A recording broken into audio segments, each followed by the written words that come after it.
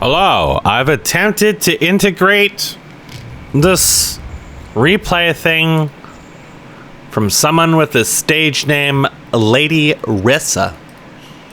It was a suggestion from Vetrius a couple weeks ago, but I'm not sure it even worked. It's not clear what exactly I need to do to integrate this. The in-game integration is supposedly successful, and I tried to install the game switcher because it didn't identify the replays, and it had me manually download the files instead of using their automatic in-program updater because I just get the impression it's probably like a new programmer who doesn't understand the process of actually keeping stuff up to date properly for the end user. In any event, it then continued to tell me that the current version was not current, even though it was just a few days. You know what? If it doesn't work, I'm not going to complain because I got enough to complain about today. So, Teen Girl Squad. We've had a few casts actually very recently, and I'm going to start it, and we will take a look at the teams, and we'll go from there. And of course, Vetrius has been working on the map. He's added a slew of new things, even in just this version. I can't recall. We'll address some of them as we go in, because I'll remember as we go in. Amongst them is a lot of new items and some other new unit called the Imperial Wyvern we'll get into. So it kind of seems like if anything changed, it's not evident. And it just is not here. So that replay integration does not work. There's literally nothing more I can do. It says panel is integrated. Maybe it's referring to that other panel that we didn't see anyways.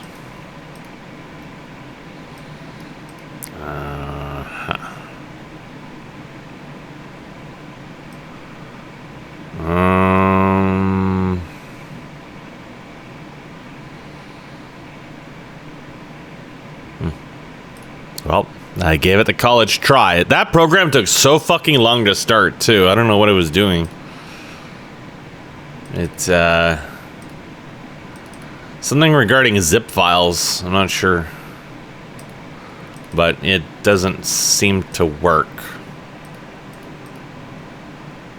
Well, whatever. We'll just do without it. It would have been nice to see, because apparently it can show you the control panel here and, the in-game version of it, and you can see the abilities and shit. And you can see how many of the items are fucked on the various things, and you can look at the prices and stuff. I would assume, anyways. I'm assuming it's supposed to work, but it doesn't. Where do I begin? I mean this in the nicest way possible. This map has probably gone backwards very substantially since the stage we were at prior to someone else updating it. And there's lots of new stuff in here that needed to be done, and lots of new things, new content that in general I feel like is good. You know, items or so on. I can't really comment a lot about in terms of the balance or whatever. But this is a long replay, as you saw, and it's not a balanced game by any stretch of the imagination. We are going to have an overwhelming advantage for the vast majority of it. But we, once again, won't be able to close out the game because a lot of problems in this map that were gradually getting ironed out and had, in many cases, been resolved, at least in part, are now back again. Because of continued problems I've been mentioning throughout. And there's just, I don't know. I had no idea what was going on at many points of this, and maybe we'll figure out what was going on during the replay, but well, we'll address them as they show up. So our teams are Vetrius, Ricky, Mr. Bug, 6969, and QTem Menace versus Lolly Higgs Stig, who was completely fucking smashed, and myself. I am once again going to go a somewhat non-traditional build in this game because I saw that Vetrius buffed Flame Strike. Now, as we all know, Flame Strike is one of the most powerful abilities in this map in terms of damage. He increased its damage. I'm not sure about the logic behind that, but we are going to see how insane of a difference that makes. Because I'm going to pick this very, very poorly animated character. And the animations on that and this, we're going to see both of those in this game. And this is going to be a real treat. You're going to see Hive Workshop's best. The best of the best unite. Hand in meaty hand to deliver us content today. And I'm going to be agility. And I'm going to basically take like Flame Strike and like base level...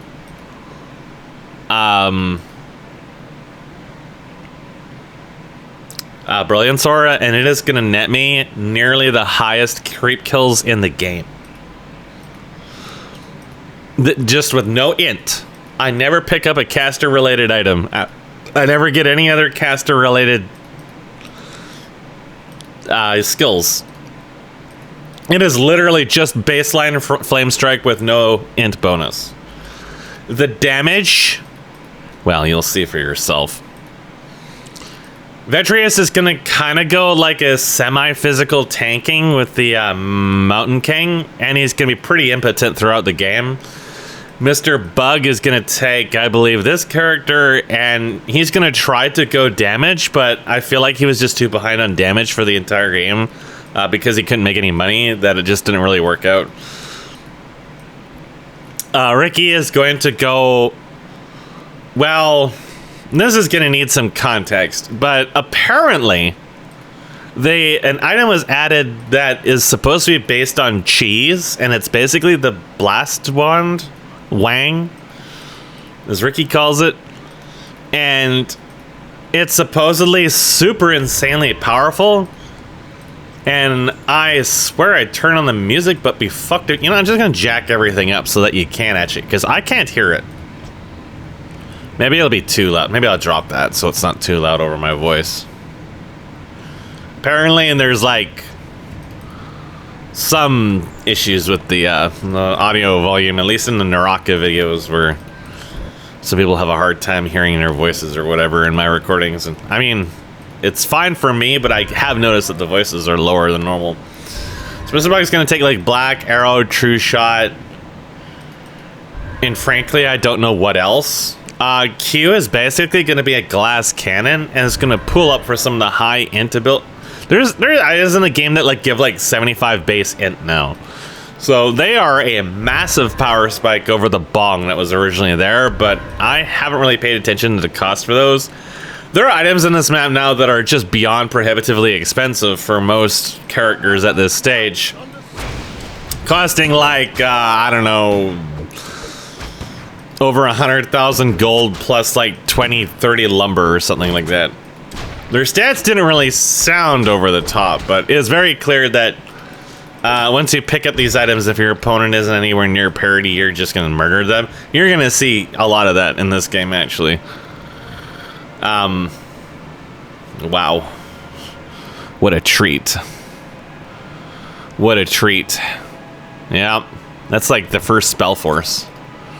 Hogger's worse, actually. Look at those walking animations. Holy shit. It's just like the peasant walking animation.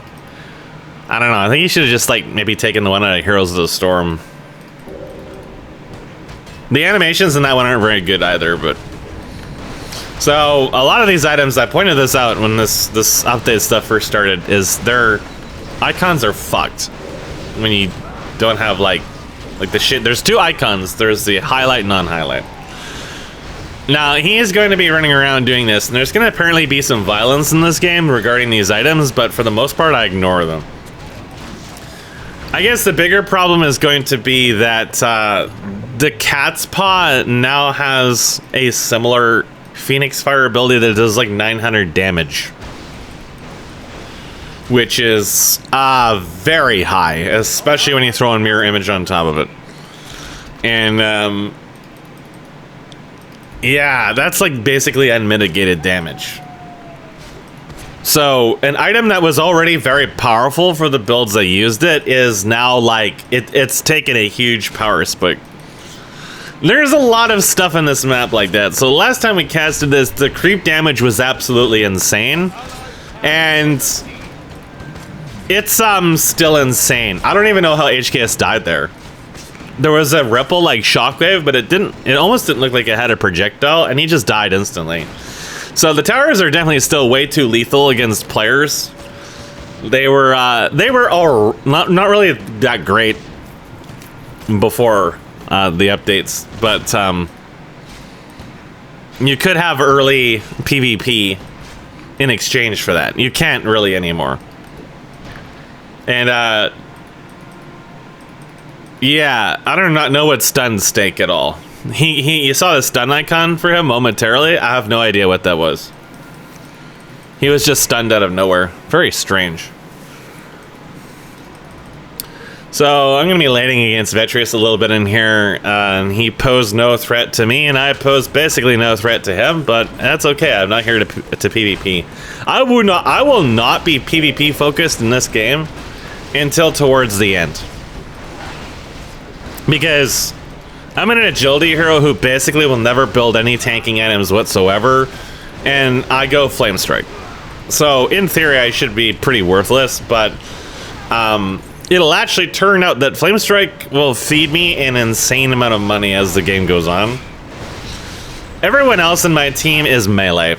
HKS and Stake are very interchangeable, with Stake apparently taking Mirror Image and gonna go physical, HKS gonna go physical, and Thyloli gonna go kind of like, I don't know, Thyloli I think just goes like a jungle build. He has like lifesteal, he also has Black Arrow, and yeah. So the creep damage still gets to be absolutely insane. It isn't anywhere near as bad as it was. The sandworms won't go up to 500 plus damage, but they will go over 100 damage, and that's still more than enough to insta-give most heroes. And jungling becomes pretty prohibitive for the vast majority of heroes towards mid-game. HKS dies once again to the tower.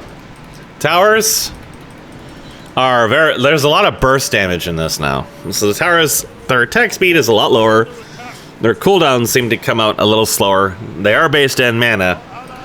There's only one of them now. They will still insta-get players very easily because it's all upfront damage. So very much off the bat, I'm gonna start abusing this. I don't have vision up here. This is a ramp. It doesn't look like it, but it is. The textures can definitely be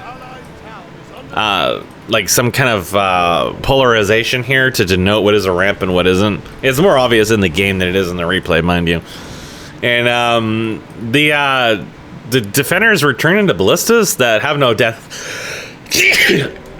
Jesus, man, have no death animation. You'll notice this is a very popular theme with Hive Workshop and related individuals, is they're not really fond of actually finishing their models. So they'll like kit bash something or they'll port something, but they're not fond of finishing their models. And this is the main reason why they didn't like World of Warcraft ports back in the day, is because World of Warcraft ports typically had complete animations. And since these communities are full of people who are very, very lazy and don't like actually completing their content, it put a big banger on their head that said, wow, you actually have to feature complete your stuff to be competitive. But to present day, they still really couldn't be asked. And so we end up with a lot of shit like those Warhammer 40k Blood Tournament maps. By the way, the other thing I want to mention before I forget is Hogger's special ability is a corpse explosion that I'm not sure if it actually explodes a corpse or not, but it does not do hardly any damage at all. It's actually pretty worthless, and I will try to use it to harass Vetrios. I'll try to use it to steal last hits, and it will be pretty worthless all throughout. Now I can sit here, and I picked up an item called a Keg of Ale off of these guys here, and it will claim to fuse with a Mind Staff and Dragonwood Tree Branch. I think the Tree Branch is a 75 int item, and I don't know about the other one. I'll never figure those out, where they come from, so it will just be sold at some point in the future.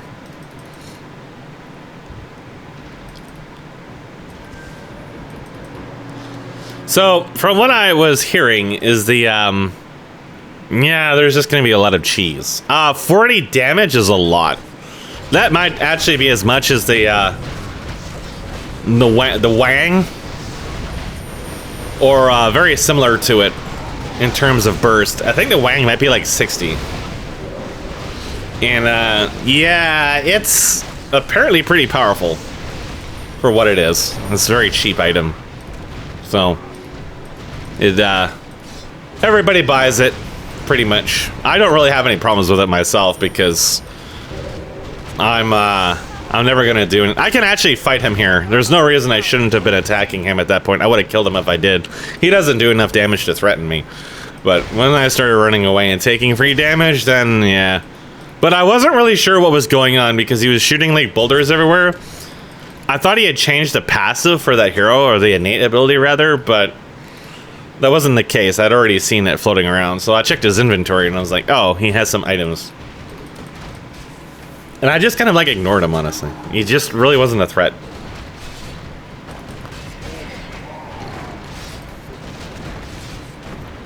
So,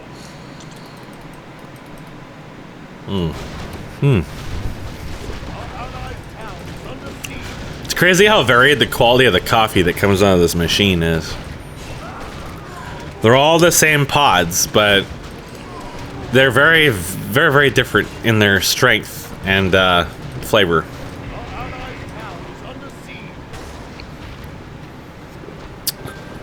So, there are going to be a number of things I'm going to talk about in this map.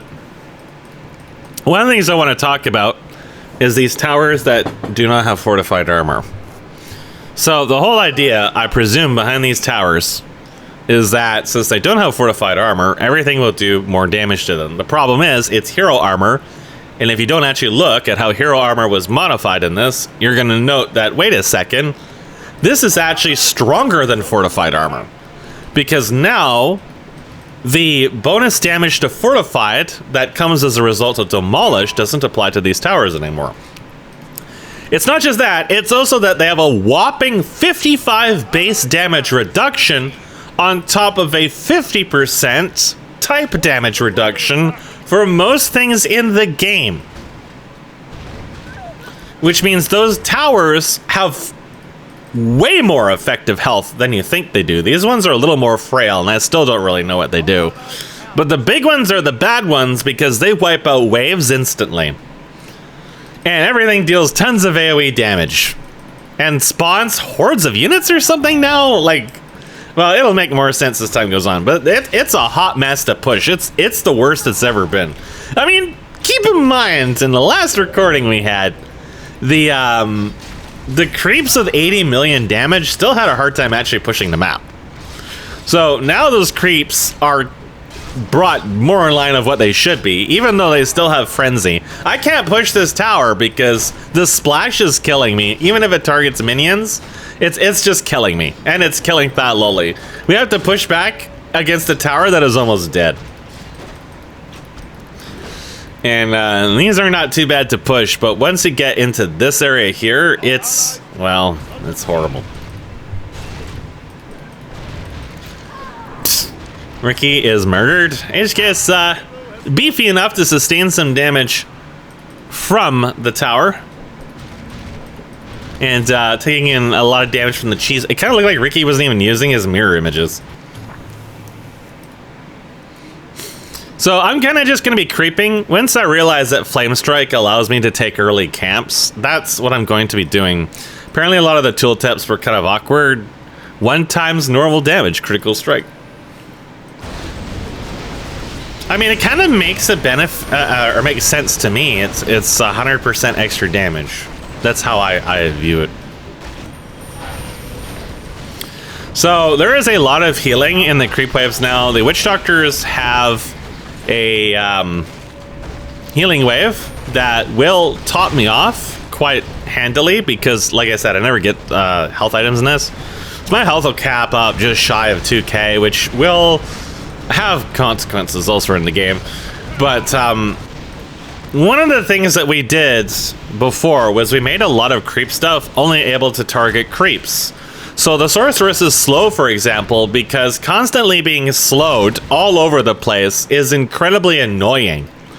And also, I believe one of the things we did was make the healing wards not heal players as well. That's because it very, very disproportionately affects the balance in kind of silly ways. And those heals are super valuable for some heroes and not really that valuable for others. Now, in some cases, the creeps should definitely affect heroes. For example, if they have damage-dealing spells, they should probably deal damage to heroes, for example. But even things like stasis wards have been very, very hotly contested because only Horde have access to them, and they are ridiculously powerful. So, there's apparently a lot of stuns that were added to the game in the last version. I think some of them might have been toned down in this one. At least, I don't seem to really recall running into them, but I kept my distance from most things. I'm looking around, checking out the shops, grabbing some of these very cheap long swords that give you some early stats. It's actually a lot of mileage you get out of these, because that 2 armor is not anything to hoot at. And we're gonna get that 5 damage too, and they're like 200 something gold, I think. So I just buy those out as they're reasonable early items. The armor makes a big difference because percentage damage reduction is terribly designed in every game it's ever been implemented. By the way, there's gonna be 3 of them here attempting to kill these Hajo licks. In the almighty words of Ricky Honajas say, their damage is not as nuclear as it once was, but they do have a reasonable amount of health. There is a lot of stuns going down. And looks like they'll clear this out without too many issues, although Vetrius does get very, very low. And barely escapes. I have arrived. Ricky dies. And Vetrius is gonna die. And Q is gonna die. From this point onwards, the game just kind of like gets steadily behind for them. We are a very, very beef, melee-heavy team, but between Thyloli having Black Arrow and Sustain and able to clear the camps relatively easy now that they've been nerfed damage-wise, and the fact that I have Flame Strike, I will notice at one point in the game that they're at like level 3 or 2 upgrades and we're at level 6. Like, our upgrades will be tremendously ahead of them for the entire game. And, of course, that translates into early Demolish upgrades that then just kind of get out of control. At least, that's the way it used to be. Until you had towers that no longer didn't benefit from Demolish upgrade anymore. And creeps that have tens of thousands of health and more damage than Demolish. And AoE that wiped out waves in the blink of an eye. You probably get an idea of why this game lasts almost 2 hours of in-game time, despite the fact that we got a bunch of early kills and the other things I just explained. Well, our team isn't exactly a wave-clearing machine. We don't really have a lot of AoE damage other than Flame Strike, but our advantages elsewhere in the map will be quite ridiculous. I love the double. That's just like Jay Wilson came in and he doubled it. He was so proud about doubling it that he just had to come into Warcraft 3 and had to double it. Just like his chin.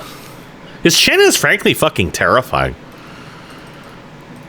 There's like no neck, it's just all chin.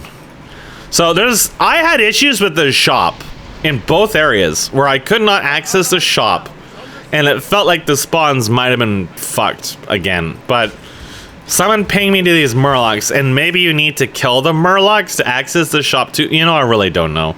Maybe you have to kill all of them. Maybe it was always that way, but the linear path thing wasn't obvious. So one of the other weird things is that Flame Strike will deal friendly fire to you, but it will not deal it to your allies. So for quite a while in the game, I'm trying to avoid killing Thyloli, trying to avoid killing his boners, trying to avoid killing everybody else on my team who's melee. It turns out it doesn't deal damage to allies. And maybe it's always been like that. The other weird thing I encounter is that Glacial Spike gets hit by spell shields, and it's Impale. And Q will mention that that's what happens with Impale, and that is so weird. It is so strange.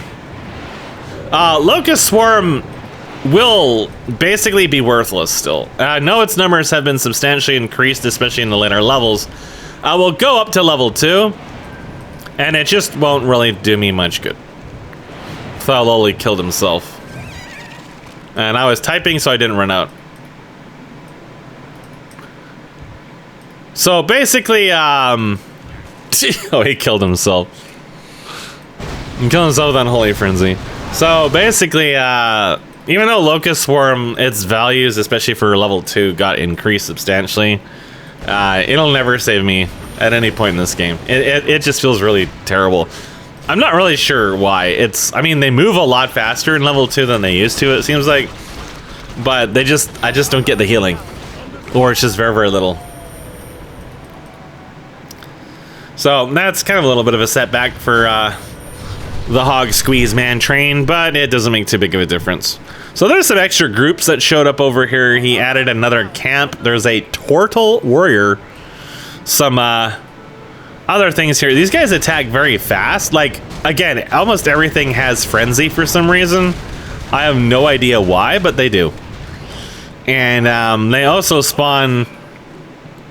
Yeah, keep in mind, he's a strength hero. He didn't get to do shit. He's just erased. I think that you could just safely go through the map and just remove the frenzy that was added to every single minion. There's already a damage scaling system for minions. There doesn't need to be an extra frenzy on top of it. Simple as. Like what I wanted to talk about specifically, where the problems with this map are, is the way that the scaling and everything was thrown completely out of whack, but the obsession of just making numbers bigger. It kind of reminds me of like cell phone games. So with these towers here, they have 11,000 health. Like I said, their armor is stronger than ever, and they do absolutely insane damage, and they spawn tons of minions that have mana burn and also very competitive stats, and they just flood down the wave and wipe out the wave just incessantly. So here I am trying to use Locust Swarm just to sustain a little bit off of the wave, but it's not really that great. One of the other things I'm going to discover that is kind of busted in this is, I don't have vision here, by the way. Charm will charm all the way up to level 13. So, yeah, that's like everything but the big hydras. It will charm these guys at level 2. I think even at level 1, if I'm not mistaken. Well, level 2, it'll charm these guys. You don't get the creep scaling upgrade, but it kind of doesn't matter in some cases, because you just find the minions with the fucked ass shit like the Devour Magic, and you can just counter entire hero builds like what Q does with Frost Armor without having to invest anything on your own hero. So the Suns here are fairly easy for him to deal with because this is just a base level camp. That said, they do have critical strike still. And yeah, it was like all the efforts to make the map resolvable in under 2 hours have unraveled and been completely defeated by throwing in a whole bunch of hyper lethal defenses. We would have seen that in the last map, but the spawning buildings randomly become invincible, and it lasts a really long time. And the spawning buildings are insanely durable. Insanely durable. They're also fortified, but physical heroes used to be able to kill those relatively fast when they had like a medium well build. Not anymore. Not anymore. Like I said, you're gonna see all this stuff. So I'm just here, just collecting money. You see that Snake's also collecting money. Mr. Bug is actually ahead of us since he's just done nothing but live in the waves. But I've also been creeping on top of it. So my kills are actually a lot higher than they sound.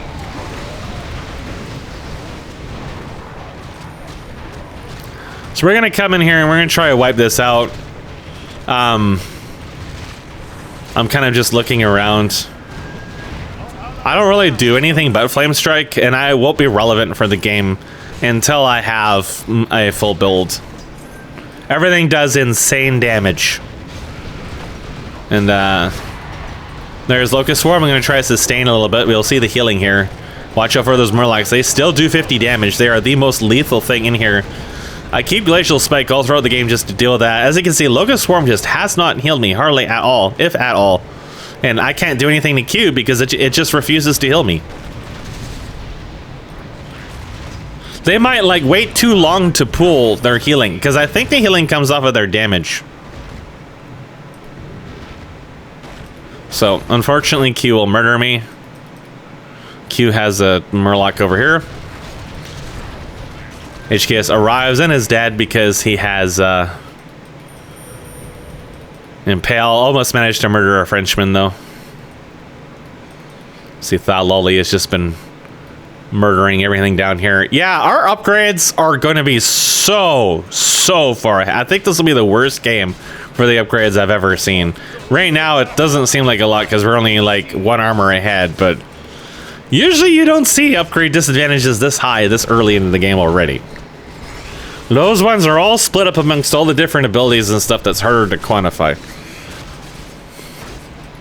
Now, with Mr. Bug and there's boners, they're trying to make some progress here. He has Metzen, the bet's on. This is actually a fish icon. I have no idea what that's in reference to, but it does give detection and movement speed.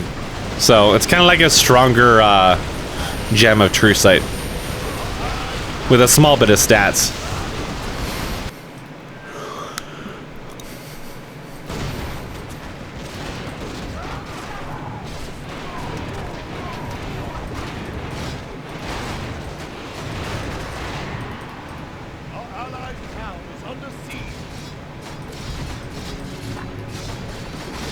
So the turtles are turtling. The Moon Archer's projectile now looks more reasonable, but there is a Beast Hammer that was added to the bottom that the movement animation is like 50 times too fast. We have some other casters here that show up that didn't really seem like they were that useful. This dude with almost 200 chaos damage is doing half damage to the tower.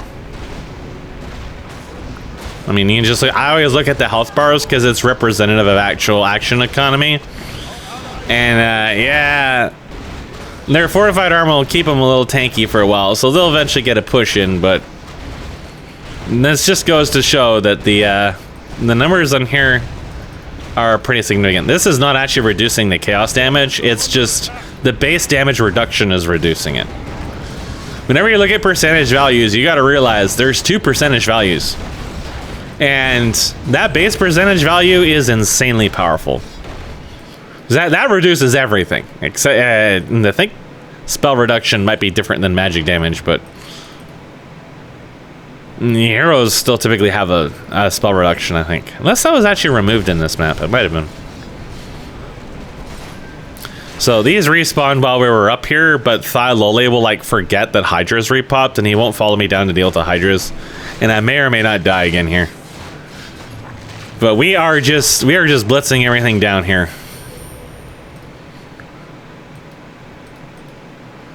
They are very, very behind in levels. I am 18, Q is 16. This is very, very significant for someone who's been doing the creeping, for his team to be 2 levels behind our group. I mean, the stake is 19. We are, this is an even teams game. We are insanely far ahead. I'm gonna die again. Yeah, apparently the Cheese Blaster does actually contribute a lot of damage, but he died eventually. The Hydra Hatchlings with their 100 damage got him. Meanwhile, this is a familiar sight. This dude received a stun from nothing that I could begin to tell you. He was just stunned out of nowhere for some reason. I wonder if he just gave bash to every minion. You know, at this point, I just wouldn't be surprised. It would be like giving frenzy to every minion. Well, maybe he gave bash to every minion. I already have no idea what the mindset was behind giving frenzy. I remember him saying something about the footmen were underwhelming, but wouldn't you just like improve their stats overall instead of giving them some other ability that makes it hard to quantify how strong it actually makes them?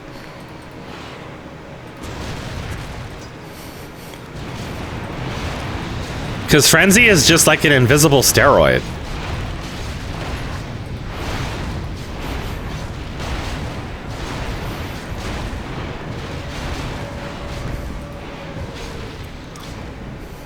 The upgrades also for the creeps may or may not increase their attack speed on top of it. I'm not sure.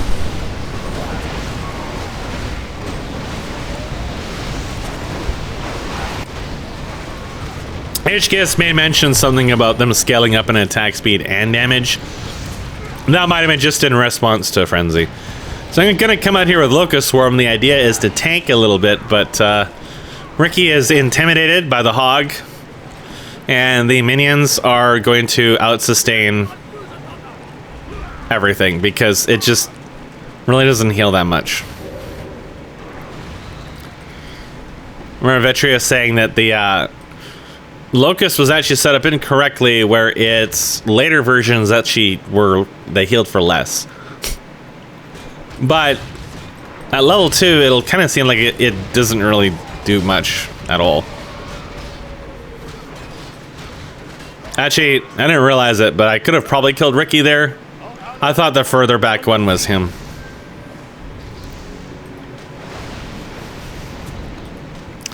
So, there's like different effects for every tower. It is really confusing. What is going on? What is being flung at you? I have no idea what this Chaos Bolt thing is. I don't know what this hammer is. I think it's the based attack, which, by the way, does like up to 600 damage. And there's a whole bunch of different abilities, one of which will basically, it spawns a tornado that will immobilize you for like a full-on 20 seconds. Because we needed more immobilization in this map.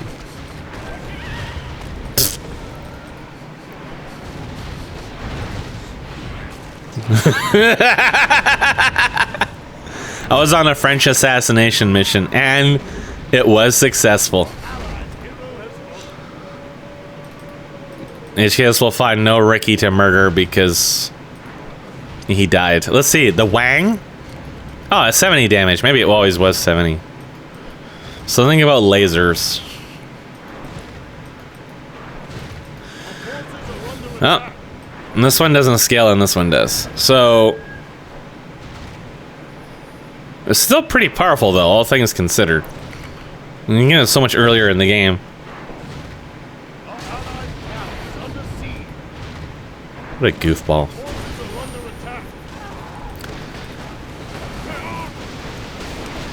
There are these lightning lizards. I have no idea where they come from or what spawns them. Vetrius tries to tank the wave and is just murdered. I see like lizards all over the place, and I just frankly have no idea where they are. Like where they come from. I get so like I have no idea what is going on 99% of the time in this map at all at this stage. And now we're back to the recaller again. So the recaller allows you just to, I guess, push a button and just not die. It's, we talked about that in the other cast. I honestly think it should just be deleted. Because we already have recall, and we already have mass teleport. And this is more powerful than all of them and is a lot cheaper. So, the towers will spawn like a horde of variants and shit if you ever go near them now. So pushing is even harder. You can't really do any ambient chip damage. And a lot of the units like these golems that you get, they're just single target tanks, and they are trivialized by the defenses. These guys do very high damage and have reasonably high health, and they also spam mana burn. So any heroes who are nearby will have their mana drained pretty much instantly. These guys are really dangerous. I don't know if I have any special abilities or not, but they attack very fast and deal pretty high damage. These will be a constant thorn in my side anytime I try to push or do anything in this game.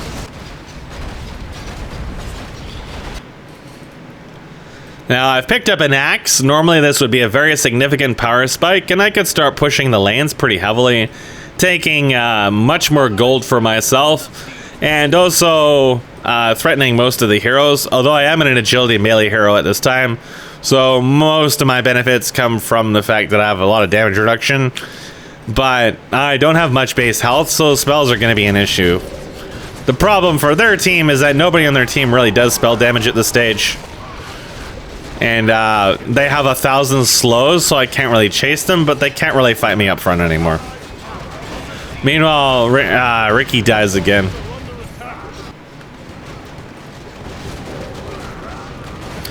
So with my low-level Brilliance Aura, which is just level 4, I did level it up a little bit. And Flame Strike, I'm probably at the top for kills, just because like this doesn't account for the creeps. But, yeah, I've been killing a lot of creeps on top of it. Now, everything with their frenzy and thousands of health is going to start outscaling Flame Strike a little bit. Just keep in mind, oh no, int. My base int is also garbage. And it doesn't matter. It's overpowered. Simple as, it never needed a buff. I mean, okay, there's a lot more minions with way higher health values in this, but the fact is that it always was really great at clearing waves, and now it just slaughters everything. I don't think it needed more damage, especially when more spellcasting items were added. That's kind of gonna be the theme in the game in this map, is things didn't need to become stronger in other places, they just were for no clear reason. Like the towers were, they needed some kind of a buff, but they didn't need to become unkillable wave annihilating monstrosities. We probably didn't need stuff spawning like 80 damage, thousands of crabs. They need to do some damage, mind you, but yeah, these will just instantly kill heroes. Now, keeping in mind that Crabnar and the Urtle are now very low end on the power spectrum of this map, because of the way defenses are. Those summons are not very useful against the towers because they have such little health, and the towers will just wipe them out instantly.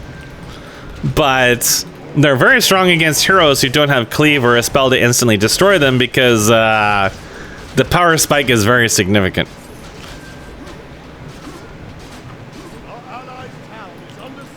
Well, I rest my case. And keep in mind, there's a lot of these guys. There's gotta be like 10, 15, 20 of these dudes. Each doing close to 100 base damage. That's what, 1,500, 2,000 damage? And I'm not sure of the attack speed, but it could be 100, 2,000 damage per second.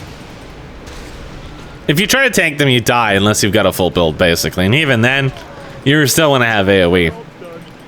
It's a lot of damage to have on top of their existing numbers. Of course, you can't just cheese them. This is a problem. Those abilities are very strong, but only if you try to tank them.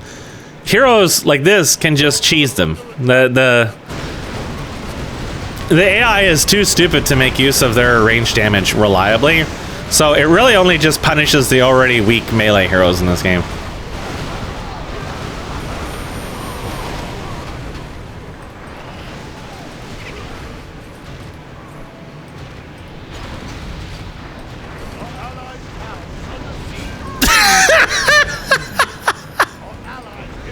Yeah, HKS went over there and it spawned a million hippogriffs.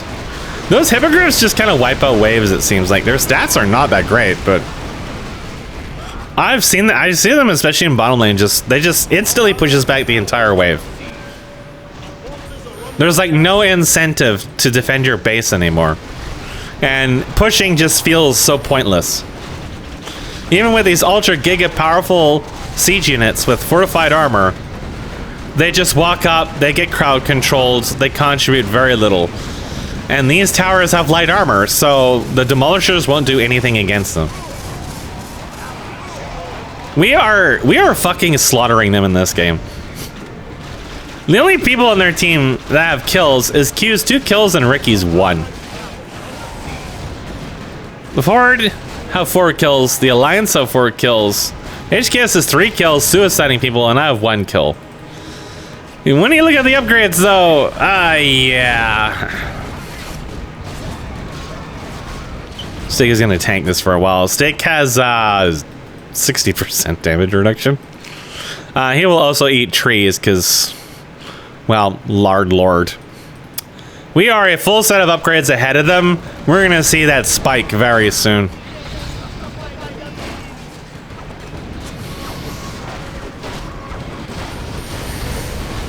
But I mean, we're already shoving their shit in across the map. It's just every time we go to their base, it spawns a million high damage units that just shove us out.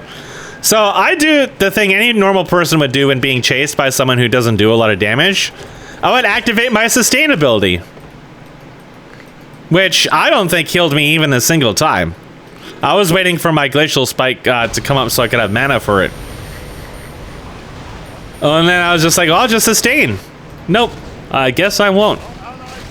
LOL.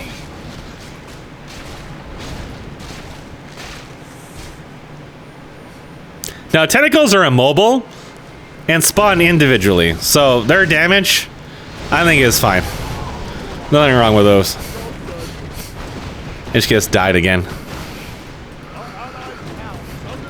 Mr. Bug almost died to some minions. Ooh, see, look at that heal, though. That was like 250, 300 heal. Who did that come off of? A Shell Mage? 460. Yeah, everything has to have crit. And even then, that doesn't really make that big of a difference when it comes to attacking bases, just because of how insane the defenses are. Poor Mr. Bug. Turtles are just too beefy.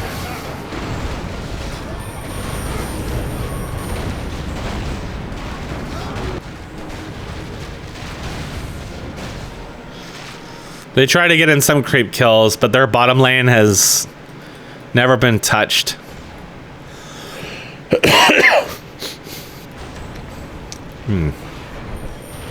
I can tell my allergies are going to be giving me hell again for the nth time.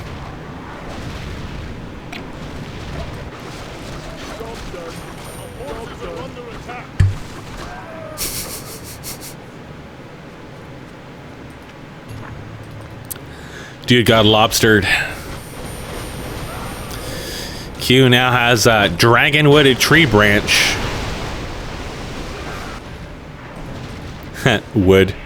Oh yeah, I tried to sustain this beast tamer with locust swarm, and it didn't do shit. Just the little starting pack here, I couldn't solo that without just sitting back and using flame strike.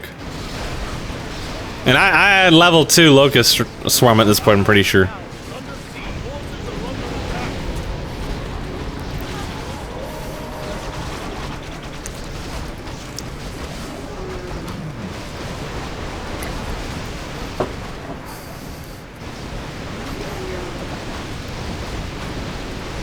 Let's see.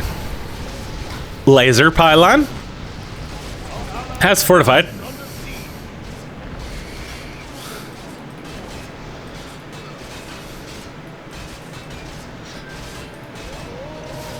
Duel of the Aegis. The ballista turret doesn't even turn to face the target.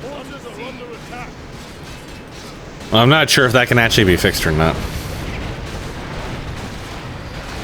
I have to wonder with Warcraft 3. Vetris is gonna die again. I feel like the spawns in these areas are still kind of fucksy. Fucksy wucksy. Oh yeah, he also added some drop that gives maximum health points +1. I am not sure what the logic behind that was.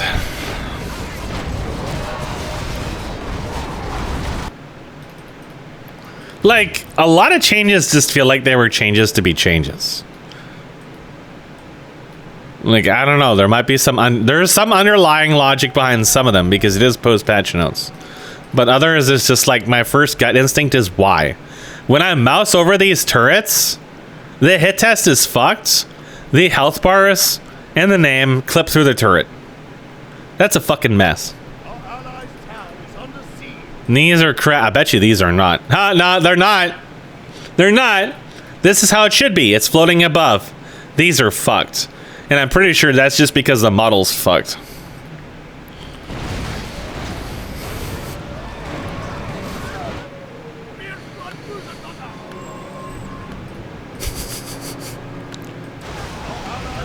The voice acting in Warcraft 3 is so bad. Oh, erased. Lizard be gone. So now a little push down here. We got some turtles. Some various turtles.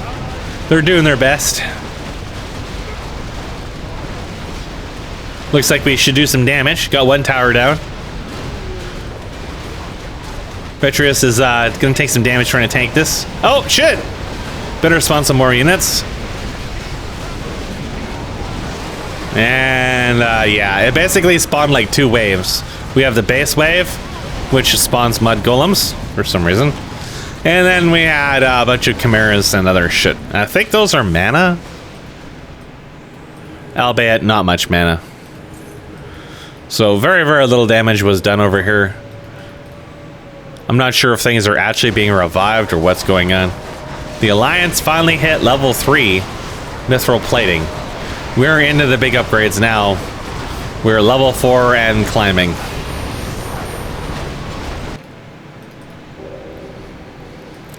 And Flame Strike just kills everything. That little spell shield sound, that was me trying to use Glacial Spike / Impale again.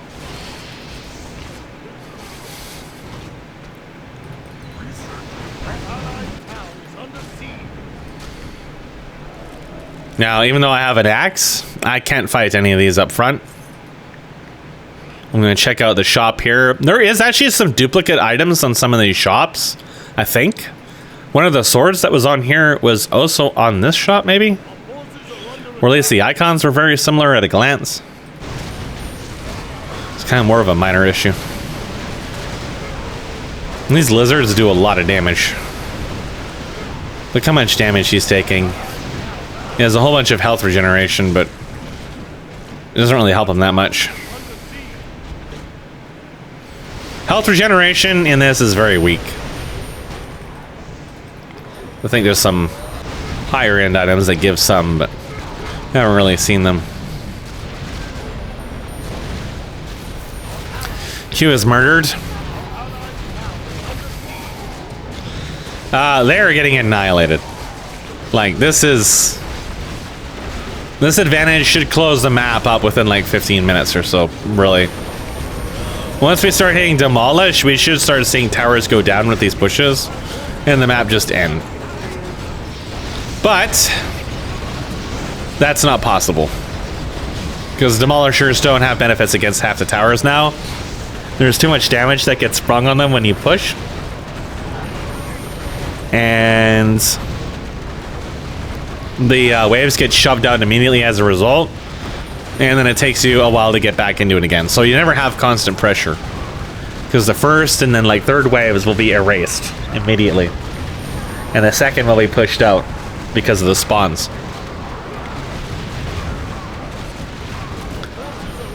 These guys like throw chairs, but they just kind of like go over there somewhere, and then Ricky was mysteriously stunned over here.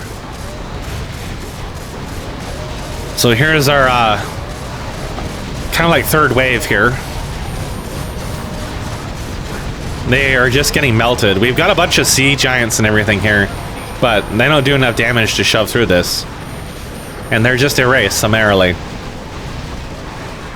None of these towers do that much damage, but the things that they spawn definitely do.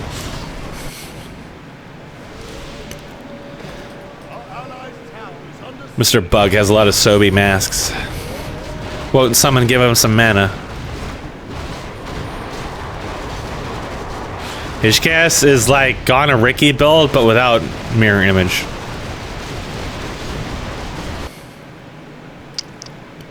So got the altar of improvements. I will grab a few of those upgrades. They are quite prohibitively expensive at this point. Steak will give me his item and I'll eat a few trees as we recover after killing these dudes. I can't get over how bad the animations are. It's just absolutely incredible. There was just literally if there was an amount less than 0, that is how much effort that was put into that model.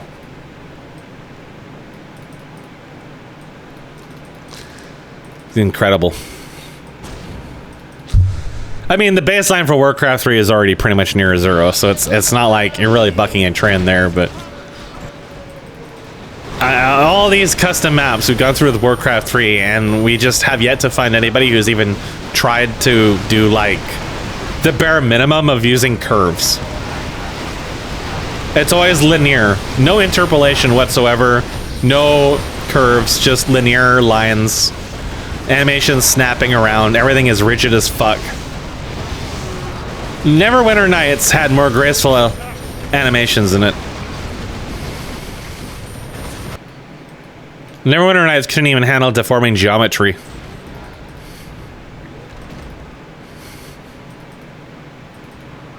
"3D was a mistake, frankly.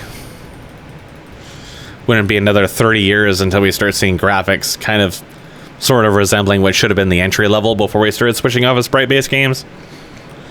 Yeah, now I've got the cat paw. 900 whopping damage. Yeah, sure, a 4-second cooldown, but that doesn't fucking matter. That doesn't matter one bit. This is burst damage, and burst damage is king.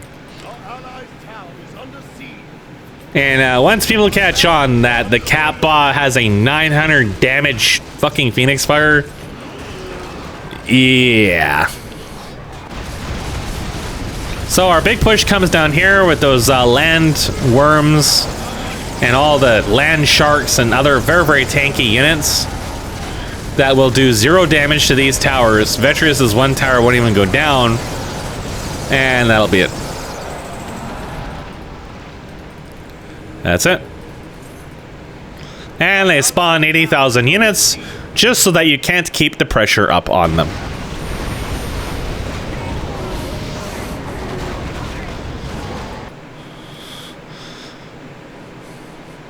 I don't even know what I'm doing down here. Oh, I'm waiting to see if somebody will come down here. It's kind of getting to the point now where I can start trying to fight players. I picked up the Orb of Splash.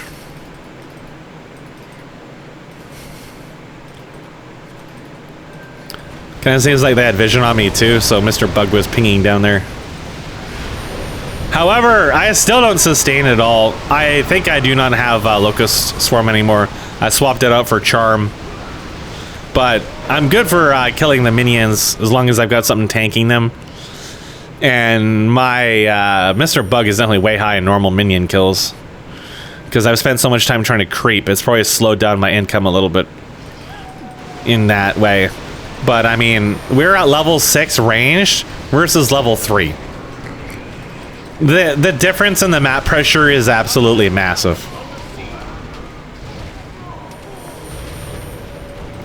At this stage, if Ricky or anyone else on their team gets close to me, they will probably just die. But I'm not at this stage. Like, I never get a tanking item, so I never really quite at this stage I can just bull rush them.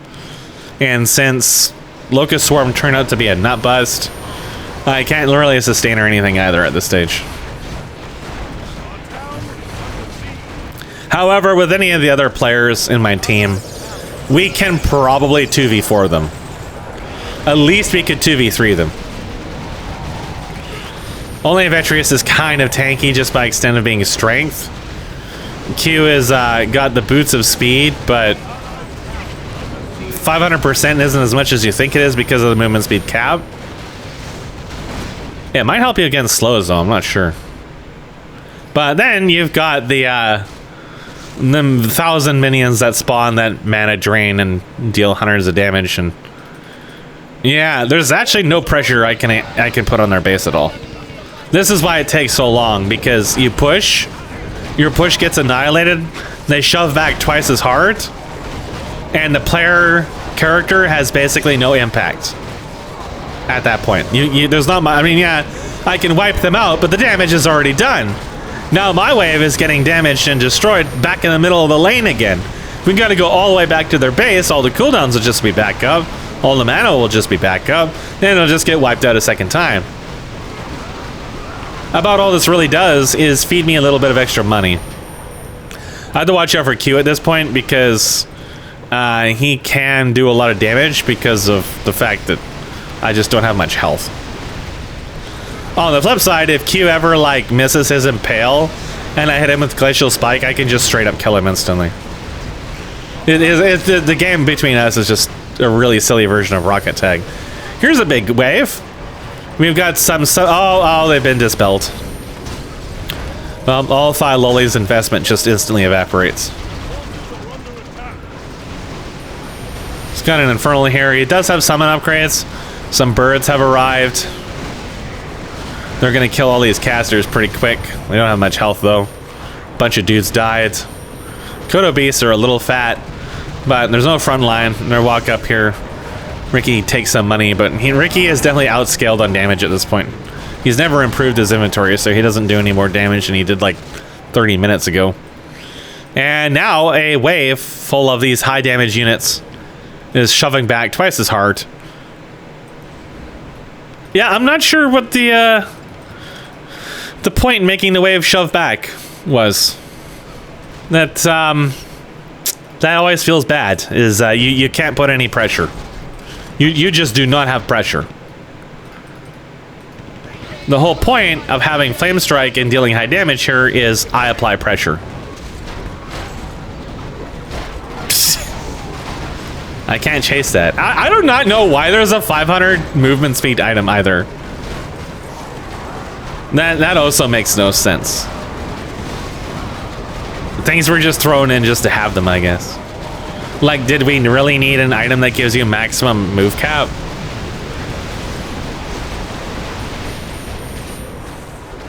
Why though? We had these with small amount because the idea was, yes, you could move faster, but it takes a continued investment and it wouldn't be a huge number. Throwing in something that just gives a 500% just for the fuck of it, it kind of defeats the entire purpose of the balancing system I originally had.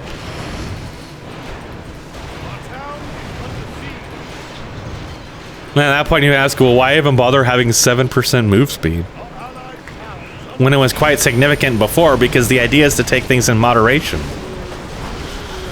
Well, that's long out the window now. There is no moderation. Mr. Bug is going to acquire the Phoenix Ring, which does 750 R take, 50 damage slash S, and it does 250 to a random enemy.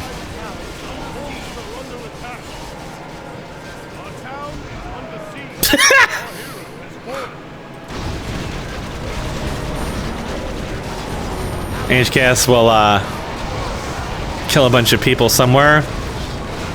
We'll try to shove down here. We've got the lobsters, and then our wave is just erased. I will kill the peasants, by the way. Anytime the flame strike gets thrown out here, peasants will die. But since these towers have light armor, they do take a lot from piercing, but it doesn't really seem to matter that much. They just haven't died yet.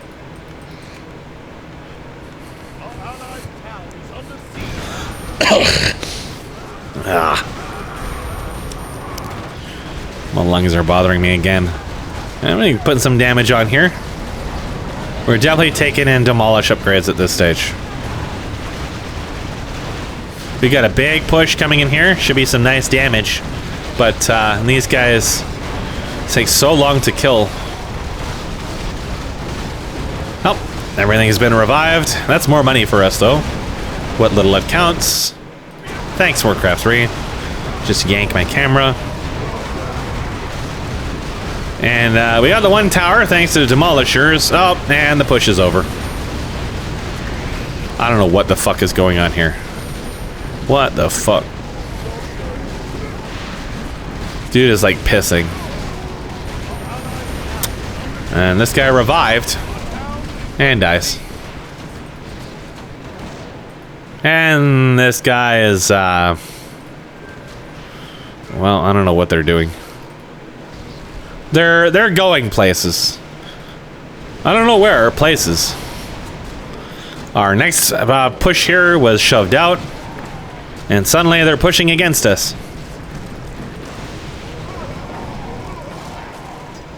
I will whack the Camaro with my dildo.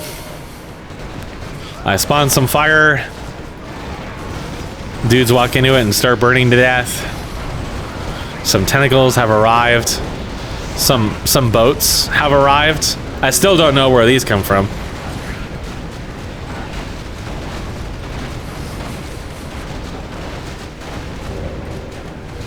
Got some turtle mages. They attack pretty quick. Ricky is gonna get close to these tentacles, and I'm gonna stun him to remove his images.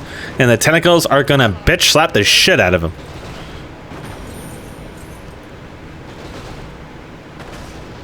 Oh, lag. Yeah, by the way, the lag for Warcraft 3 was never removed for me. It's pretty bad in the replay, but in the actual game, it's just as bad as it's always been. It is constantly stalling and stuttering all the time. Anytime I encounter Mr. Bug in particular, and if I like attacked him, the game would just freeze. It doesn't seem to have any particular relationship to anything he was doing or anything I was doing. It was just, when I get near other characters, it would just freeze. But it's actually a bug in their loop, their game loop, the tick.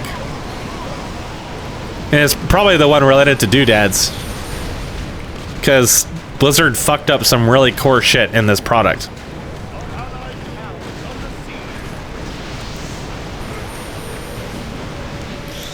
Q's taking a lot of damage for someone who is never actually being directly attacked.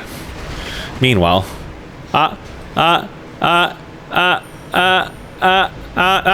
lol. I'm in danger. I guess I'll just push a button and not be in danger anymore. I'll never understand. I don't know why you would even put that in the game to begin with.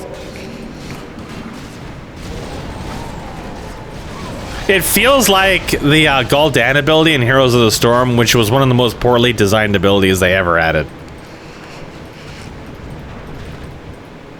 I don't know what's going on over here. Just penis things. They just keep making more of them. There's so many of them. If HKS's Windwalk wears off, he will die like instant. There's so many!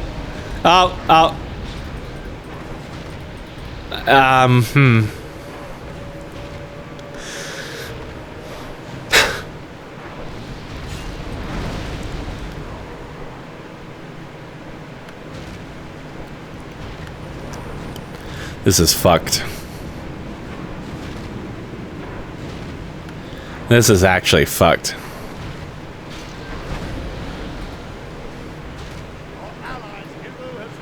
Oh, he didn't click fast enough that time. That's like the only way he can survive against our group now.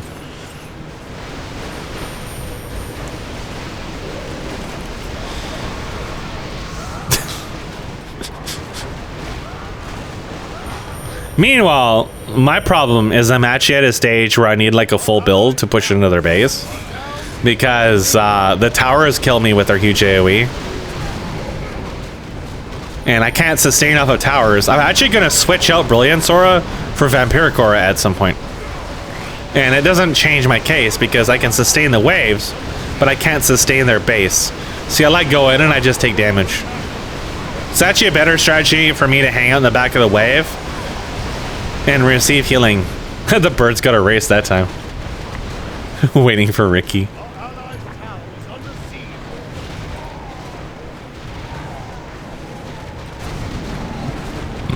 No, wave on bottom has been erased.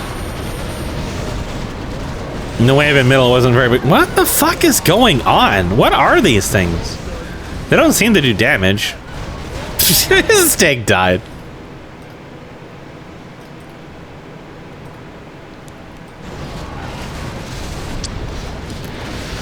I seriously have no idea what's going on. Like, anytime I would look to another portion of the map, there was just like giant effects. Like, whatever the fuck that was. Just, oh yeah, here we go. There's a tornado level 3 that throws horses. And it can last a really long time, and it stuns for a really long time, apparently. If it hits you. Oh, now he's stunned again. That's like 5, 6, 7 seconds Thyloli was unable to interact with the game. Didn't do much damage, though. Oh, I just don't know. What is that? Does it do damage? Does it heal? Like, what is it? It's not doing very much damage if it is. He's trying his best. Look at this. The Alliance is down here. They're still in level 3 upgrades, by the way. That's just how powerful the counter push from the towers is. It feels like we take 1 step forward and 3 steps back every time we update this map. That's what the last few versions have felt like. It's like, great, we got some new interesting things like items and, you know, maybe the towers need a little tuning. And some more minion diversity is kind of cool. But now it's like a slog to play. Like, it's a real slog because a lot of the design decisions just are very poor.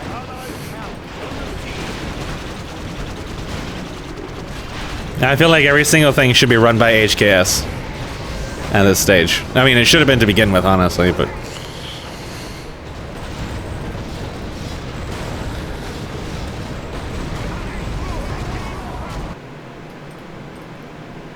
Crabma? I mean, the crab's right there.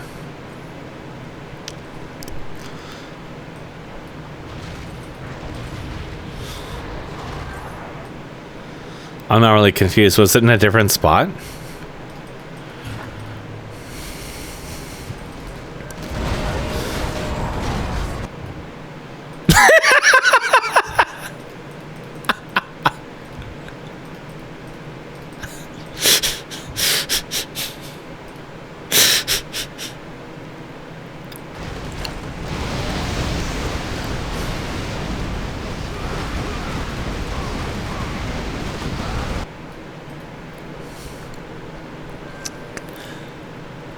I also died. I died to the penises.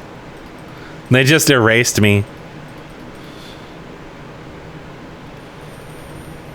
The deformed sons get another kill. So this Imperial Wyvern was added as, I suppose, as a response to it being very difficult to push in this map. He has a lot of health. He has a reasonable amount of damage. He's got some armor.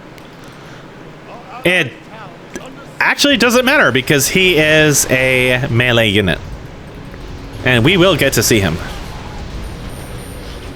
Sure, he's a tanking machine, but he does very little because that is actually not that much damage against things that have,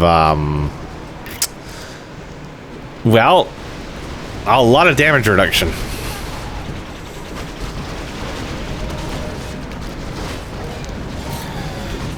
So another push has arrived, is erased.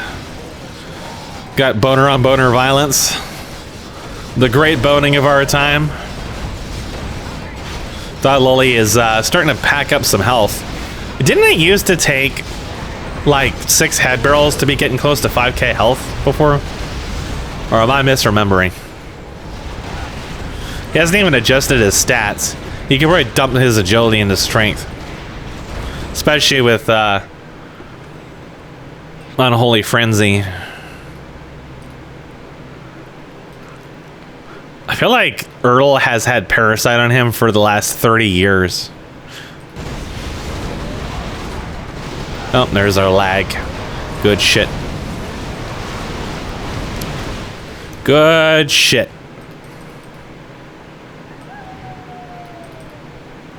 I have Van Cleef's daggers. It's a scaling item. 10 times damage to structures. 2% chance. No, I don't know either. I'm not. I don't know what is the point in having these tiny percentages to do huge damage. I don't know what the draw of that is. RNG is a bad design. I mean, you probably go the entire game without ever seeing it. Let's not withstand the fact that 10% of my damage on a structure probably won't even move their health in most cases. So Crabnar is going to be effortlessly annihilated by our group here. I'm actually not sure what happens to Crabnar. I never even looked at where he went, but I'm not sure he ever even manages to breach past it. We haven't done shit in this map.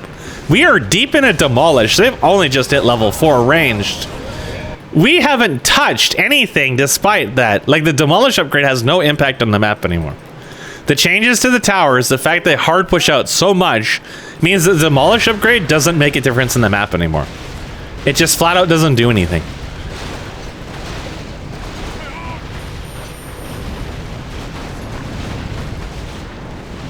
And the AI is so bad, they're just spinning around and not fighting back.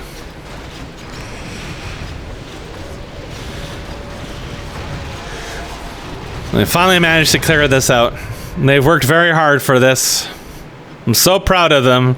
Dude's got 2 horns, one for each dick. Q has never gotten a second item. Or a third item. I'm too used to League where you just have to have boots, because that's such an interesting game design when you always have to buy boots.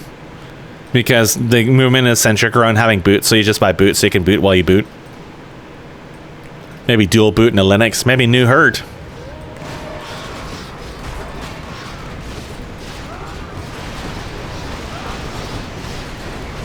Another big epic push has arrived. Oh, the boners have just been removed from the game. Thyloli is not allowed to participate. He got too close to the enemy base and has been deleted. Meanwhile, Vetrius has never been able to do anything with his inventory at all. I don't know where his money has been going, actually. He's built a handful of towers. Is it like the tower upgrade? I don't know. Some of the towers do more damage than others, but I have no idea why. That's fucked, isn't it? Yeah, that's fucked. Huh.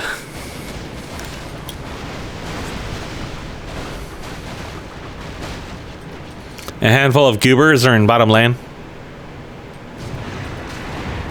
I now have Vampiric Aura, level 10. We just walk over here and swat these down. I think that might be his Vampiric Aura. No, I did replace Brilliance at this stage. Mine's probably just not level 10 yet. Crabnar comes to middle lane. You see his damage is not really impressive, all things considered. Howl of Terror reduces almost his entire damage pool. For reasons? Reasons. Why it is so powerful, I couldn't tell you. Crabnar is now stunned. They finally kill a tower. They kill one of the ballista things. There's a bunch of chimeras. They are going to die miserably. Some golems. Oh, everybody's back alive again. HKS dies. Stake dies. I think there was an attempted Ricky assassination. Ah, yeah, but I see. Is it a tornado from a player? It doesn't. Is it? Is it Ricky's tornado or Vetri? I don't know. Whatever it is, it immobilizes heroes. Crabnar has basically not moved anywhere since where he started because it keeps spawning shit on top of him. Crabnar will now die, and everything else will die. Cool. Okay, well, that was a waste of time. The Urtle is still got Parasite on it.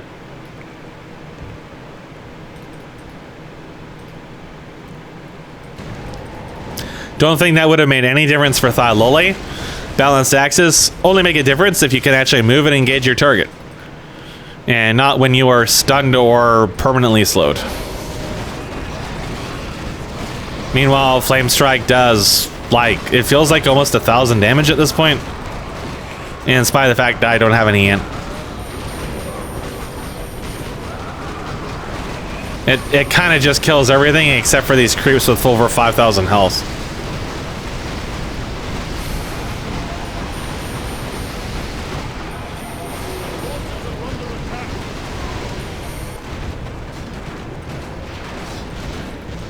Oh, the turtle just vored someone. Steak has arrived.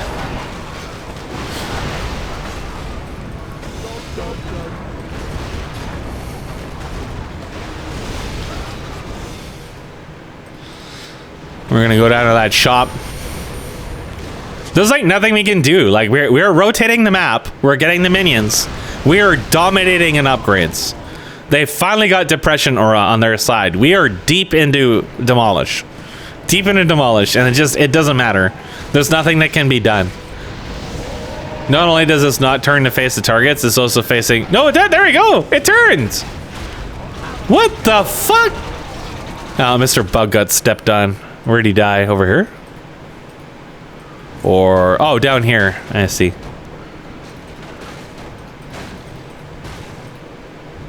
Yeah, their inventories will not really change that much. I think they're having a hard time getting money. Vetrius has 2,500. Ricky has 9,000. Ricky could actually improve his inventory very substantially at this point. But, Ricky. Mr. Bug is sitting on 5,000. That's definitely enough for a good item. Q has only 1,700. Q, got a... The God Ore was turned into a Yarn Ball. It also has a teleport. It's probably more like a blink. It was very slightly improved. I guess the blink dagger might have been removed. I picked up the Shroud Blade of Asinoth, which I will basically never use the active on. I didn't even realize I had an active until now. I just took it as a mid-ground because I couldn't really afford any of the big items, but I needed to get a little bit of extra damage in.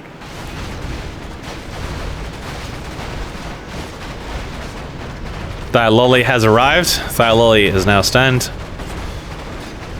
Thyloli slowly slaps these dudes down.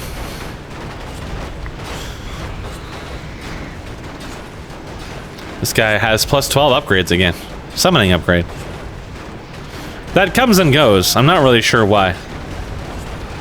Dudes are dying left and right. Looks like he might be able to make it though.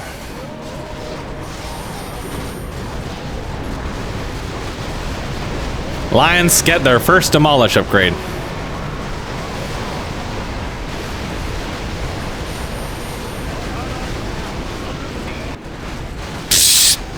Thyloli is murdered by the penises. Eventually the penises get him.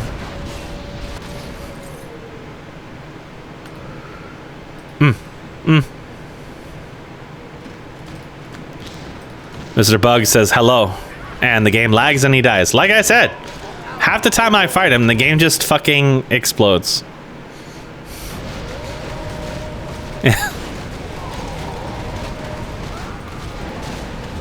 Just decides to freeze.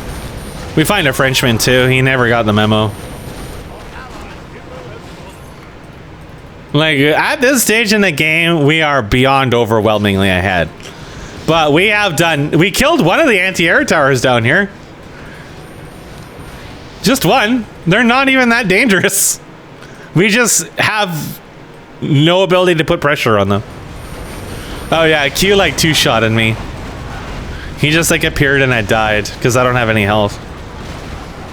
And he has plus 87 intellect, which is the equivalent of like 2 bongs and another item. Oh. Steak was stunned for a moment. Oh, I see. That is Vetrius's ability. Okay. Q died. And I'm not sure how. I think maybe a cat got him.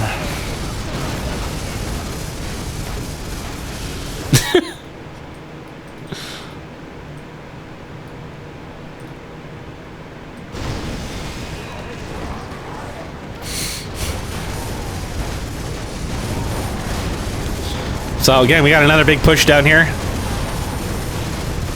Almost, what was it, 9,000, 10,000 health on the Sea Giant. He misses all of his health by the time he gets over to the to attack anywhere near the tower.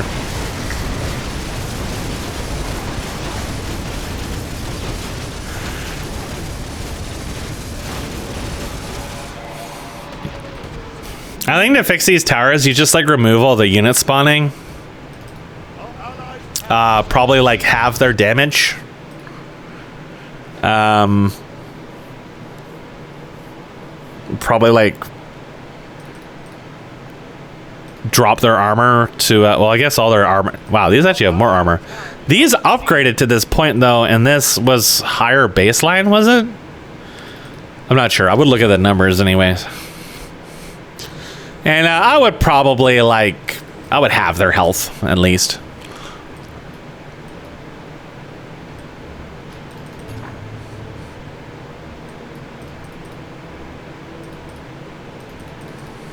I don't know what these do. Can't comment. All I can comment is they don't receive any upgrades. No idea if that's intentional or not. They probably shouldn't refer in spiked barricades either. Maybe that's why the upgrades don't work.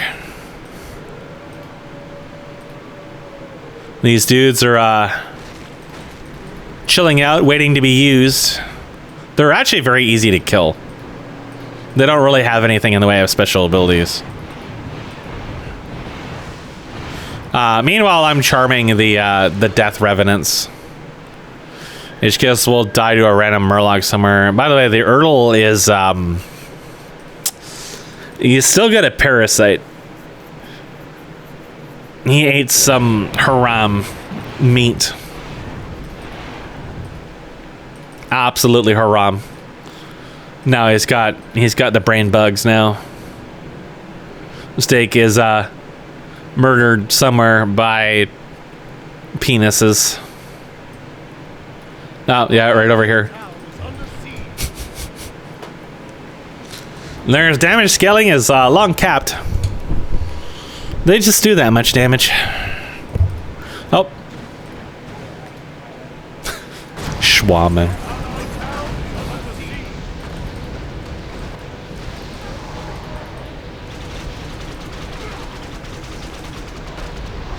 I like how the turret is just erased. Oh. Well, it's like Footman crawled out of him. It's like Footman Parasite. I don't know. Was that like an optical illusion? Was I just not paying attention? That was fucked. Oh my god. The Demolishers have 1600 health. Dude, we go up to like, I think like I saw like 37 or 38 demolish at some point in this game. And this replay still has a long time to go. Like, we can't do anything. Okay, yeah, tornado lasts a really long time. It's shooting an in-construction necropolis.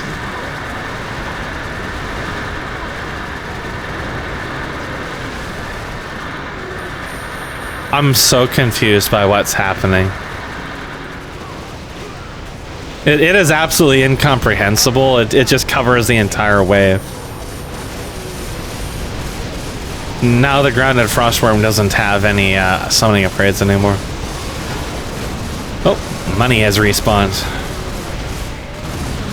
Birds have appeared. The birds attack pretty fast and do quite a lot of damage.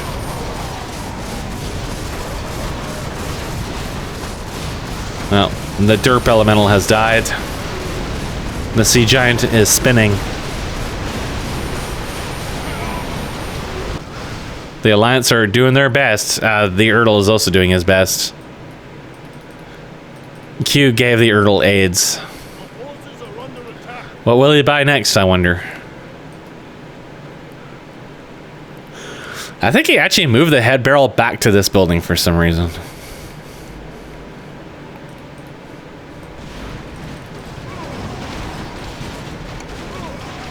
Ricky has finally caught on that the cat's paws spawn damage. And now he spawns a lot of cats that do not have a dissolve animation. Because While World of Warcraft may have more animations than the average Warcraft 3 model, that doesn't mean they're not going to be lazy and do the bare minimum.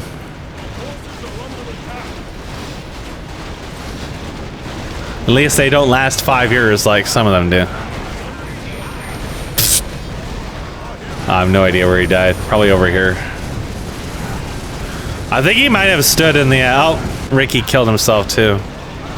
I have no idea how Ricky died. Maybe HKS poked him. I think Vetrius might have stood my flame strike for a moment. I haven't really used it that much against heroes in this, but I do cast it on them when they enter the wave. So these structures here, as you can see, they take maybe like 100 damage from the buffed demolishers with demolish upgrade. They just don't do anything. So demolish actually does not help us at all against any of these static structures here until we go to these towers, and then they stop helping us again when we hit the defenders, and the barracks will randomly become invincible, so they don't necessarily help that much there either. So where we should be doing a lot of damage to their base, we actually cannot get past all the auto-spawned crap. And the towers we do attack on need other units on them to actually start dying, defeating the entire purpose of having the demolish upgrade. Now that we finally start getting into their base, some of these other units like the hydras and the turtles should start taking these down relatively quick. As you can see, demolish does a lot to these. This is very substantial. We are deep into those upgrades, like really high. In any of the previous versions on the map, we would see them getting annihilated, but what we instead see is the fact I have to retreat even though I have lifesteal. Regardless of the presence of other players, Q actually almost dies to the minions. This takes like no damage despite being attacked several times. That lolly ends up murdering Q. And now we are immobilized. From a mile away. I literally can't do anything. So I want to sustain these dudes, but now there's too many of them. I just can't move or do, and then I'm stunned. And Thyloli is also immobilized for 5 years. Some birds have appeared on him.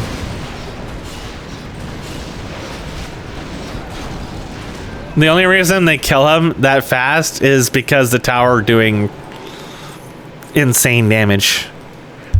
It took them so long to kill him.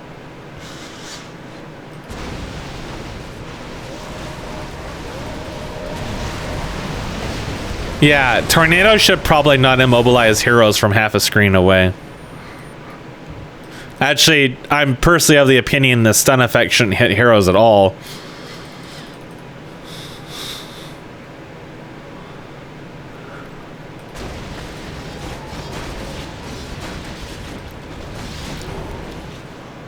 Vetrius, my man, you've got a lot of money. You've got a lot of money down here. I think it's time to buy some items. He might be trying to save for something big. Yeah, the fact that Mirror Image clones a 900 damage Phoenix Fire thing is kind of what I was alluding at to before about the fact that some of this stuff is pretty busted.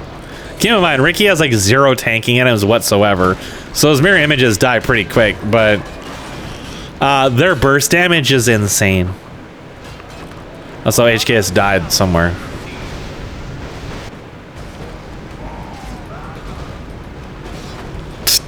These fortified land ships will die instantly. Oh, maybe not. I guess demolish doesn't apply to them. Maybe it only applies to the structure. Man, would that mean that they do apply to these and it's just their damage reduction is so insane that it doesn't matter? I have to check to see how demolish actually applies, which would involve me opening the world editor, but we can definitely tell that there's a stark difference between when they attack the non-fortified buildings and the fortified buildings. In that case, I would have assumed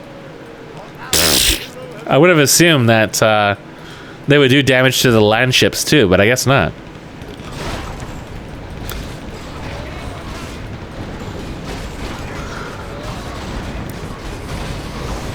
I mean, by that logic, we should have erased this tower like instantly. But we didn't. Oh, the Alliance has some lumber.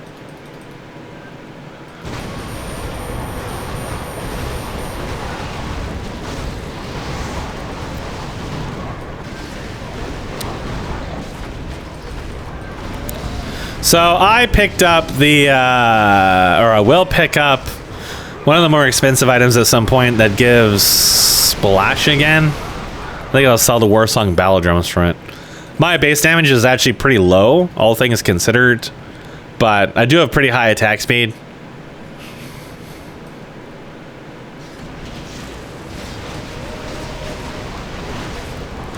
He has a Summoner's Staff, which should make his boners pretty strong.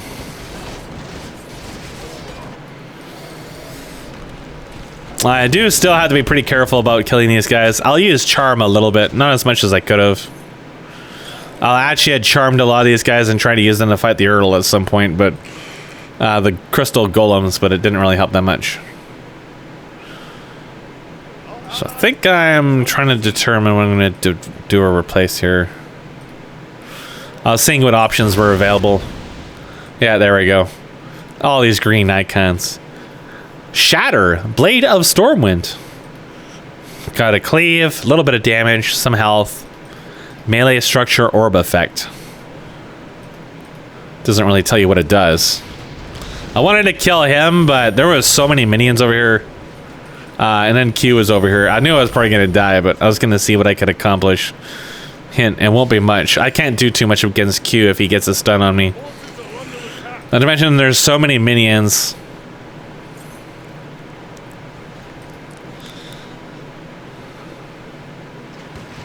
Just kind of whack some of the boners. Oh, there goes a chair over there somewhere. Yep, see, I'm just stunned out of nowhere because the chair wasn't even on my screen. Meanwhile, they're killing this dude.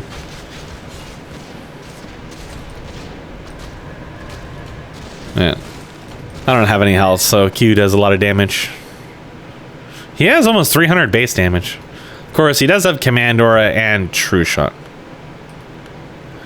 So they're going to grab the Imperial Wyvern, as some people who played Epic 7 called those. And I just wanted to strangle each and every single person who said that. I don't think it was a bit. I think they were just literally illiterate. So we're going to attack this bear tower here with some various murlocs and turtles. And it's going to be tanking for a while. Oh, footmen have appeared. They died. And nothing seems to do any damage to it. Look at how much shit we got on it. That's kind of crazy, honestly. They came down here and wiped their asses with Q and friends.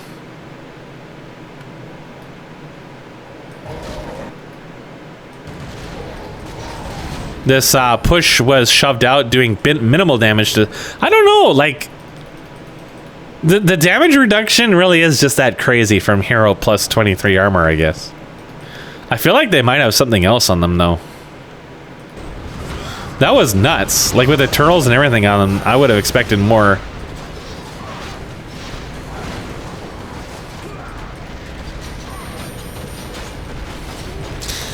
Meanwhile, Stake picked up another really expensive item with very high vampirism. Very high damage. And even more life drain. I don't know. That item seemed kind of busted. I wonder if we'll really get to see it used. I mean, their team is so far behind us in terms of build. Other than Q, it's really hard to say for sure how strong any of the items actually are. All I can tell you is that he doesn't even move the health of the structure.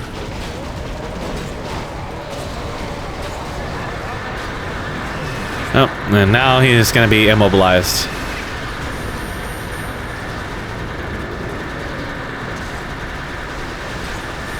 Literally can't do anything at all. Stun, stun, stun, slow, stun, slow, stun, stun, slow, slow, stun.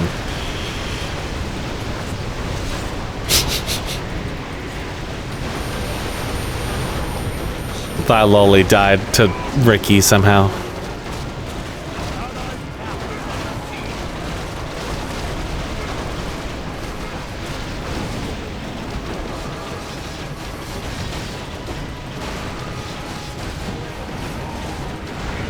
Huh, so how about that Imperial Wyvern?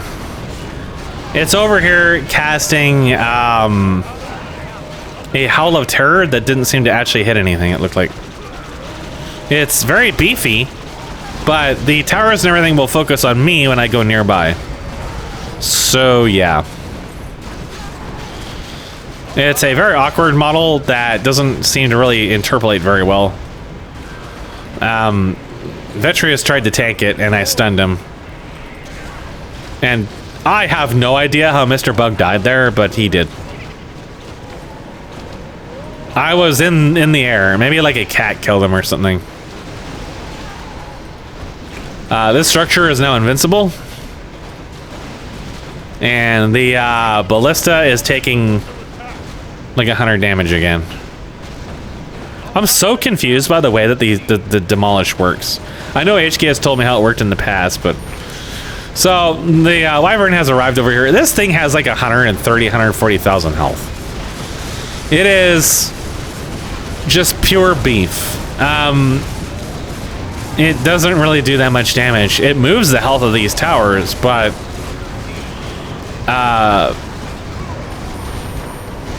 by like 500, so its damage is being thirded, basically. Even though these do not reduce chaos innately. I randomly died. I think the Maelstrom got me. So, this might kill a tower.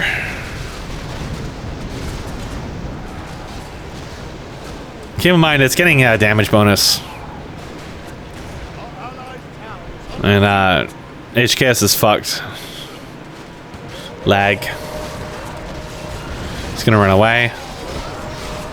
Gonna get some health steal.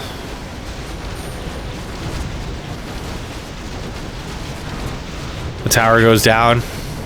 This thing doesn't attack fast enough to deal with the spawns. Just the fact they can keep spawning shit on it keeps it tied up for a long time. But boy, does it tank for a long time. I have no idea what that roar thing is. It doesn't seem to have any effect, because there's no debuff on any of the units. And it doesn't seem to give itself a buff either.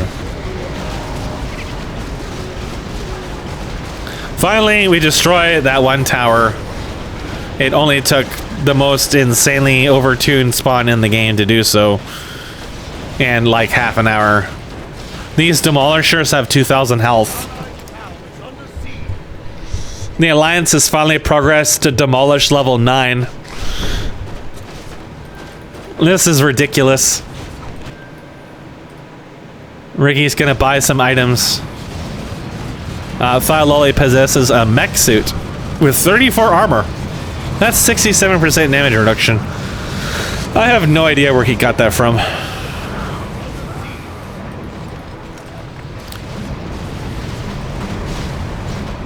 These structures will spawn and then die.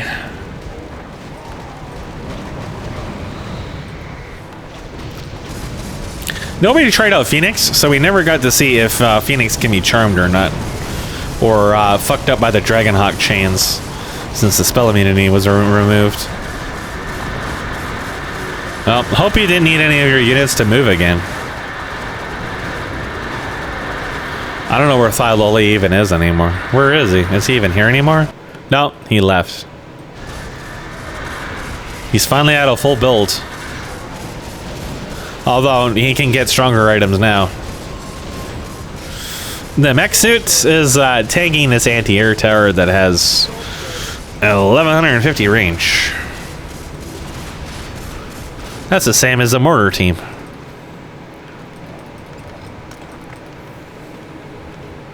Might be a little unnecessary. How much do these have? 1150. Yeah, that's definitely unnecessary. He's acquired some Terran Marines. Yeah, we saw those in the last game. And some Hydrolicks. Ricky doesn't say names anymore. He's become not French. Kind of the revoke his French card.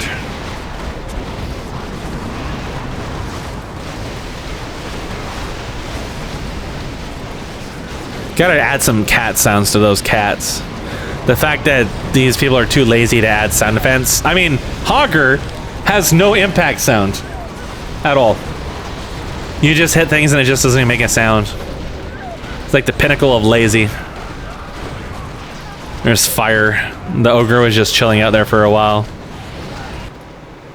Ricky murdered Steak. So laggy. Mr. Bug acquired the Greater Ring of the Mage.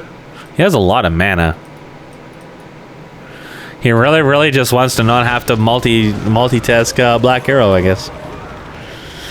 Although honestly, with the base regeneration and a couple Sobi Mass, that should be able to handle it. I would only assume it's an issue if he took attack speed, which he did not. Oh shit, Gargoyles. They finally have reached our base. The fortified towers will die to the demolish upgrade, and then their shit will die. Meanwhile, in middle lane, now something funny will happen. I think we killed the Wyvern again, or we will. They are building some towers. Mr. Bug learned doom.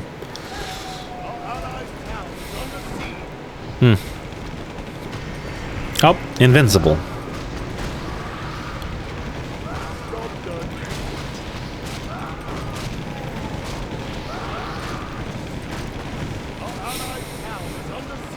Q is being a pest.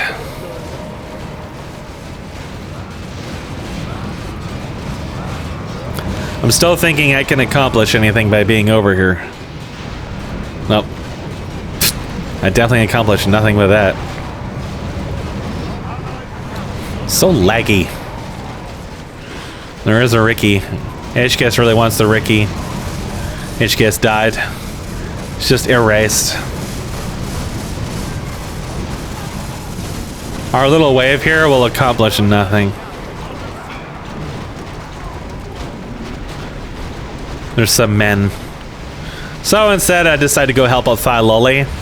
We start beating on this thing. Remember, both of us are rocking pretty strong builds here.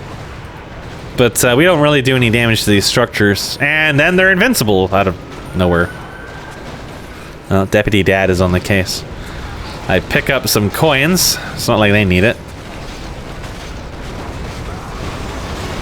Just whack all these dudes. I don't have a like a ranged attack orb, so it just... Getting rid of the airiness is kind of a pain, but I sure kill Ricky stuff pretty fast. Unfortunately, Q is going to save Ricky. That is extremely impolite of him, and I will never forgive him. Oof.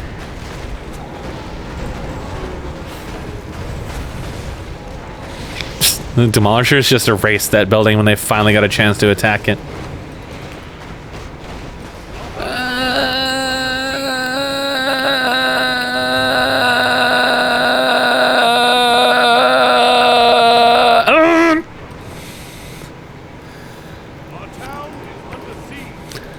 You know, you should use the swimming animation for the flying cats in the air. So there's the other Wyvern. It's arrived. It's just kind of chilling out for a little while there. Oh, lag. It's going to start. It cast Shockwave. It did about 350 damage. Cone of Cold or whatever it was did a little bit more. It's a mirror image, mind you. These conventional towers will die to it, as expected. They have so many targets for it to attack, it's just going to slowly pivot around. It doesn't have any more mana, so it's going to slowly die, but it will keep them off of our other minions. Oh, it's now spinning. The Demolishers should erase nearly any tower they hit. And this one is actually not taking that much damage. What the fuck?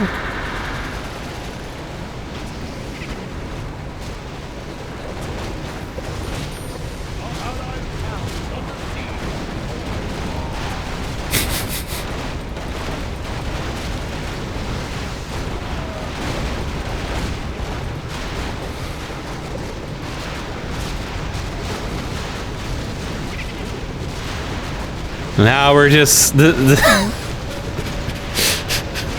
Imperial Wyvern has so much health. It's finally attacking the main structure.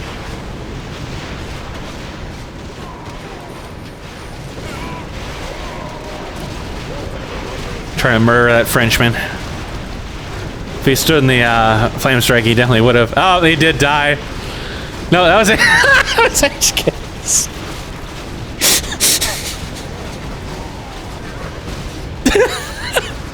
I do not know how Mr. Bug died.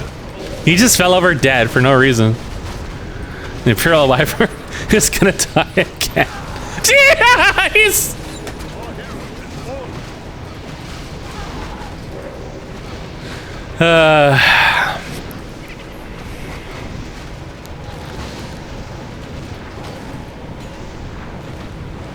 I feel like it's supposed to have a Howl of Terror that has no effect. There's a cat chasing me. It's just pivoting around. Does so much damage. The 900 damage is like just about half of my health.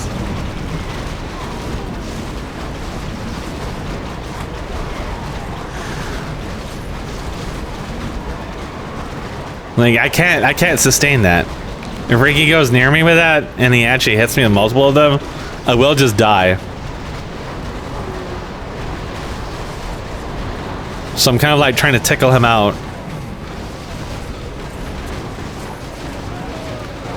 But I really can't do anything but provide some buffs. Oh, Ricky offers himself up to us though. I don't honestly do not know where Ricky's going. No? Steak died. Ricky turned into me and died just as my cooldown came up. So laggy. I don't know where Ricky was going. He had some kind of destination in mind.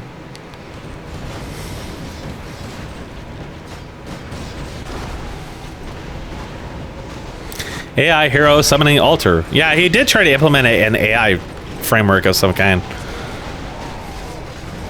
But I don't think it's like enabled at the moment because it's kind of derpy. I mean, frankly, I don't want to think about how much work it would be to implement that in something like Warcraft 3. Especially for this map. Thought Lily murdered him.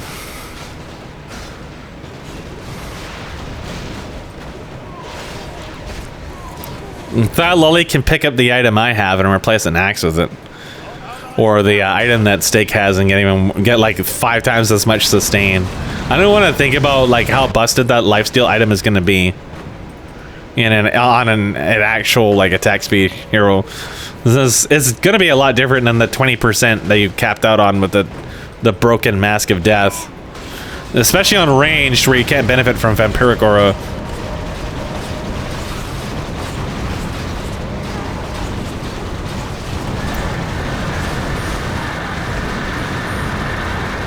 Oh. Enjoy being stunned.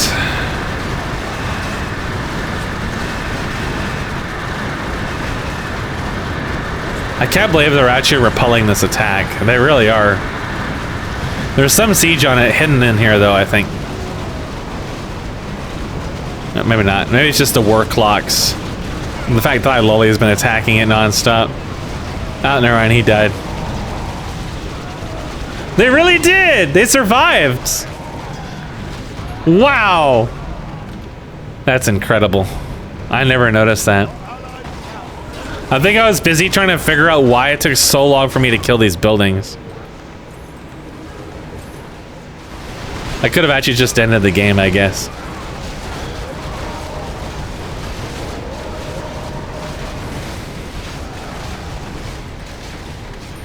This thing...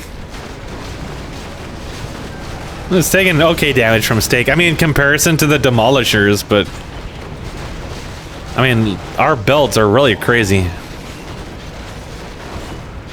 Yeah, I'm pretty sure Demolish is just not applying to those. I mean, we are deep, like, we are nearing the cap of Demolish. The second that those even look at the main building, the game will end. Ricky. Oh, lag. Q's chasing me. The final battle. Oh no, he missed. Bonk. I think there might have been a misclick. I don't think he was expecting me to move back into him. The clunkiness of Warcraft 3 strikes again. Steak finally died. This thing's all the way back up to half health already from the repairing, but now there's a lot of shit on it, including some demolishers. It's just gonna die. Not before I torch Ricky's shit, though. Holy shit! We didn't get disconnected from battlenet! Apparently, when I went off to go, make food, HKS crashed 4 or 5 times trying to host Desert Strike. So, you take some, you lose some. Units killed. File Lolly at the highest, followed by myself. Not too surprising. File Lolly just had more consistent damage. I relied almost exclusively on Flame Strike until the last quarter of the game. Flame Strike is busted. Oh, I can add myself. Cool. I've added myself to my own friends list. So, yeah, Flame Strike is enormously powerful, but in the scope of the map at large, it kind of is like a footnote. It doesn't seem like it's a big deal because the rest of the map is such a disaster. Like, to even begin, I'm gonna have to go take a piss. I'm gonna have to take a moment to collect my thoughts. There is a lot to talk about, just the general direction of these adjustments, but yeah. Kind of surprised Mr. Bug was able to keep up anywhere even in the shadow of us, given that his item build, he over-invested in mana that really didn't give him that much, and it was really just Black Arrow and then I guess the ring doing a bit of damage. And HKS did very little, and Q surprisingly did not do that much. And Vetrius really struggled. Taking a look at the hero kills, we can see that the Alliance just has a huge amount. And followed by Ricky, because Ricky was their entire team's worth of kills, which again is surprising because Q is the one with the lethality. But it was also from everybody suicide diving Ricky too, right? So that kind of adds up. HKS has 8 kills, I think all of which might be Ricky, or most of them. I have 6 kills, even though I had just Flame Strike for almost the entire game until towards the end. Up against a team of predominantly ranged with high CC. So the very impotent build turned out to actually be very effective, and I got probably at least 2 kills off of Flame Strike. File Lolly was literally just a tanking build and had 4 kills. Steak was a slightly more lethal tanking build with 4 kills. Q was the highest lethality character in the game and was also at 4 kills. Mr. Bug had 3 kills, I think 1 or 2 of which may have been me from having no health. And I'm not sure if Vetrius got a kill. It might have even been HKS or something. Whereas the Alliance, a lot of these kills are probably HKS. The Horde 3, 3, 2, 0. And the other Alliance is 3, 1, and 1. So I guess the kills are actually lopsided in their favor. From people suiciding Ricky. But even in spite of that, this game was hopelessly one-sided.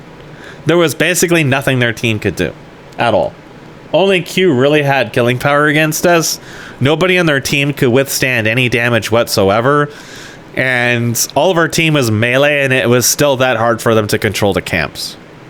This is really changed, like the fact that minion damage was brought closer to where it should be.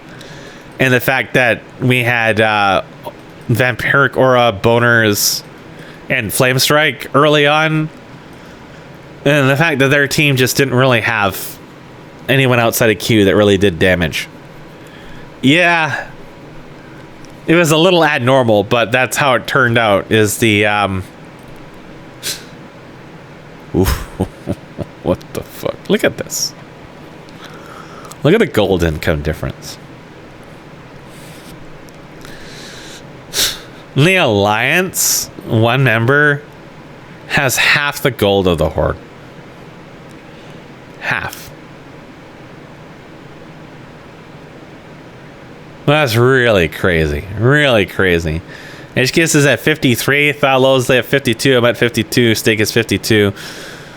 And the closest member is Ricky, who isn't even 40. The difference in numbers is huge. Why is the faction gold like twice as high, though? That's what I want to know.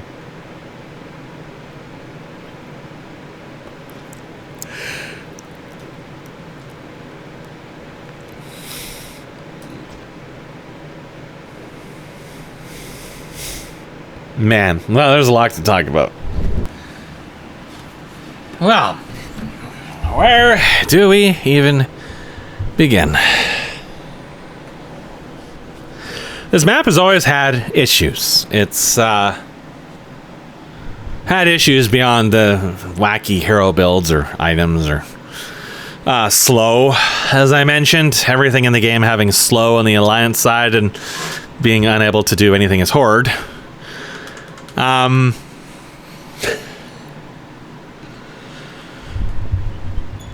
Obviously point and click CC, Stormbolt at all, evasion, and a shield. Apparently evasion and devotion aura and other things like that stacked in really bizarre ways. Because Blizzard polish. And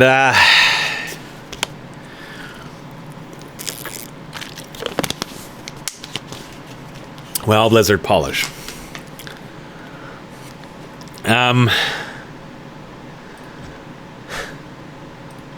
God. One of the problems, of course, is that ending the game, especially when you are super far ahead, is always been historically really difficult. So, two major mechanisms were added to the map to help have A, meaningful objectives outside of just blindly pushing, and B, have mechanisms to actually bring the game to its conclusion before the 2-hour mark. So the first is the demolish upgrade. Upgrades are now automatically researched, and clearing the camps accelerates that. Once you've cleared all of your upgrades, including the 6th level damage upgrades, you start researching demolish, which increases the durability and damage of the siege weapons and gives them bonus versus structures. Basically, at that stage, the game, if you're having a hard time really physically forcing it down with your hero, or if you just don't do strong base damage, you can turn it to just protecting the demolishers, and they'll mow down through towers and other stuff like that fairly reasonably fast, and become a little bit more tanky, so the enemy can't just delete them with Carrion Swarm in the process. We've seen that a few times in our casts, so we understand that interaction. The next thing, the brainchild that I had, was to let you take the creep camps and add them to your waves. So if you can't push the enemy base because they built 50 towers, why not collect some hydras that have chaos damage and spawn more hydras? So that the hydras therefore became the key component of the map. And then the Urtle, which was originally added just to stop you from getting stuck inside those closing gates, it turned out you could actually just kill it when you hit a certain peak in items, which was actually, as far as I know, unintended at the time.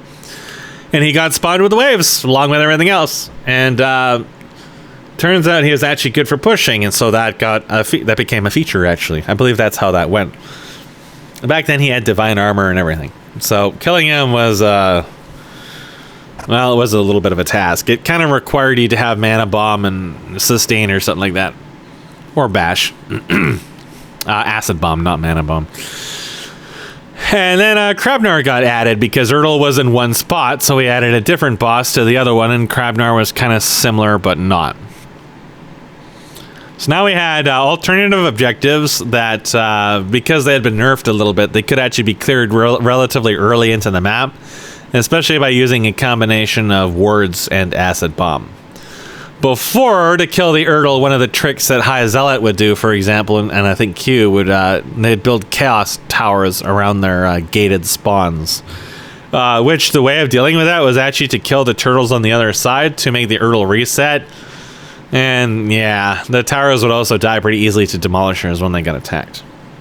So back then, basically, you would hit a point pretty early where you couldn't spend money anymore, so you would end up with like 50,000 death towers in each base, and you just couldn't progress the map because nothing could kill them. The answer to that wasn't necessarily to make the siege even stronger. It was to bring the death towers back into line with everything else because their damage was absurd and they were super tanky. Then we had the point where early game was kind of stupid because the towers were not really that good. They didn't really do a lot of damage. And many heroes could just dive freely without really any consequence at all. And a part of that wasn't just because the towers didn't do a lot of damage, it's because their targeting was weird. They do not function like the towers in League. The towers in League will ignore heroes until they're the very last target, unless you do damage to an enemy hero underneath of it. In this map, they will happily target heroes above everything else if they feel like it. And sometimes they will not target the heroes at all. They're not very good.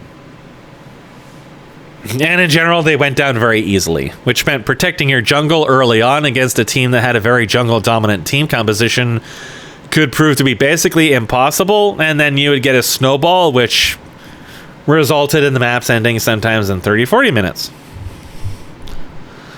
Which wasn't necessarily super bad in itself that it could end comparatively quick. It's that the mechanism by which they ended did not feel very good, because once this snowball started, the other team couldn't do anything. It was just impossible. And this even happens, I actually think I have an old cast that never got processed that is like one of the 2v3s or 2v4s that we had the huge advantage early on from the level that turned into a jungling advantage, and we just smashed the whole game down very fast. So that was like an inverse kind of problem. So it was pretty clear that the early towers needed to be, towers in general needed to be a little bit stronger. Not like a lot stronger, but stronger enough that they could withstand early creep waves, provide some actual protection against enemy heroes, and just be a little more useful. And then Vetreus took over. And the first version had towers turn into machine gun nests, and the beaches of Normandy were filled with the blood of Frenchmen. And it was very obviously a complete polar to our previous problem. Nothing was done in moderation. The knee-jerk was to turn the towers... I don't know. I'm trying to envision in my head the mindset that went to just make things as insane as they were. It's like these numbers... You can't like accidentally do this. It's... I don't know. The mindset was just fucked and wrong. So then we've gradually been toning down the tower potency and just adding like 50 other things, most of which have very clearly not really been tested. And the theory crafting behind them, I feel like, is derivative of something unrelated to this map, maybe a previous project of his. And that balancing and that design, I'm going to be quite honest, I'm going to be really straight up with you. It feels really terrible. The constant CCs all over the place, everything having slows all over the place, basically all the problems that we spent time removing from the map in the past are now back in full force. It's now very, very difficult to do creep camps with most of the hero builds by extent to the fact that they gain insane movement speed and attack speed on top of the existing scaling mechanisms, which were originally there to keep them relevant to late game and not overpoweringly strong. So now we had like a double, triple, quadruple twist upwards in creep potency, where not only were they given, scaling abilities and other stuff like that, which they should have had, the damage upgrades and other upgrades were added to them that they were missing, and then they were also given frenzy on top of it, and then there was also more utility added to them and more abilities added to them, like all the various stuns and slows on top of it.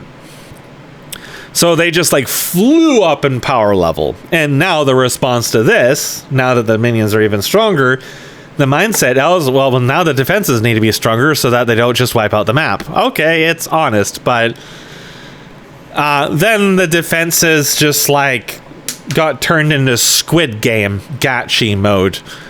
Now we have towers that just take no damage from anything, even nearly maxed out demolish upgrades, the super hyper overtuned minions and everything on top of it in the past version still couldn't bring down bases that fast at all. And we have this utterly bizarre counter push thing now, where now they spawn thousands of minions that are generally stronger than the base minions that spawn with the waves to begin with. Like the Fellhounds and the Void dudes, and yeah, I just don't understand that mindset at all. Like, why make pushing so much more harder than it already is when the towers are exempt from the thing that is designed to allow you to push through towers? Now we're in a situation that is worse than the Death Towers ever were baseline from the very start of the match. So now the heroes are in this strange juxtaposition where creeping feels bad and terrible and is coin flippy for a lot of things, just because you might instantly get destroyed by sandworms, or things have scaled in such a manner in which you just don't do that much. You need to do so to get the extra money, because now there's a lot more money sinks, which is generally a good thing, I think. And the minions have less impact than they've ever had, even when they did 500 plus damage per hit. And yet, you can't push on your own either, because you just take damage from everything all over the place in insane amounts, and it's just like it rejects your interaction. The map has gone back like 3 or 4 years of development as a result of this. A lot of the changes and ideas are things we needed. I think that extra build diversity and trying to... Vetria said he wanted to add things as opposed to change things, which, okay, yeah, I think that's a fairly good mindset. But man, a lot of the things being added are just rolling back so many of the game flow improvements and are just making it feel like tedious to play. And there's like so many individual problems, like adding in a 900 damage Phoenix Fire effect seems to have been made in complete ignorance of mirror image. It's like you haven't referenced any of the previous material where people are running around with mirror image and the blast staff just killing heroes in seconds. Now that problem is going to be 1,000 times worse. Sure, the cooldown may be longer. That doesn't matter. That doesn't matter. You got 80 million teleports in the game now. You just appear on someone, cast mirror image, pop, they're dead. Windwalk, mirror image, pop, they're dead. HKS is killing people with this shit, and he's not even using mirror image. It just doesn't matter. You're talking about 900 damage that is effectively for free, at a range, unavoidable, that just emits out of you. You could have a 10-second cooldown, it would still be overpowered.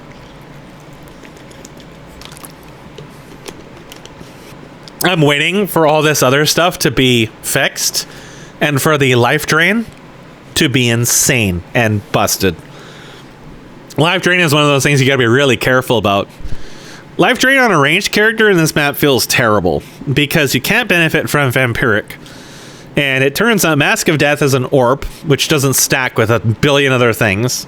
And the 20% you get off of it is really garbage, with all the various insane damage reductions all over the game, especially what heroes have, until you're sitting on like 5 axes. And then when you start critting stuff, you start getting little bits of health back. That's 20% or whatever it is. And now we've got 100%, plus it stacks with a potion that gives like 75%, and some other active ability I'm not entirely sure of that also probably stacks with those. And you see, balancing, and when you add stuff, it always has to be done in moderation. And none of this stuff is in moderation. All these numbers are always insane. The reason why I always envision these extra items having like 7-9% movement speed, and even then that felt too strong, is because movement speed in a game as clunky as this is king. And then you're removing the point and click CC that would normally balance out something like this. Now you're adding 500% movement speed to one item, which is not that expensive.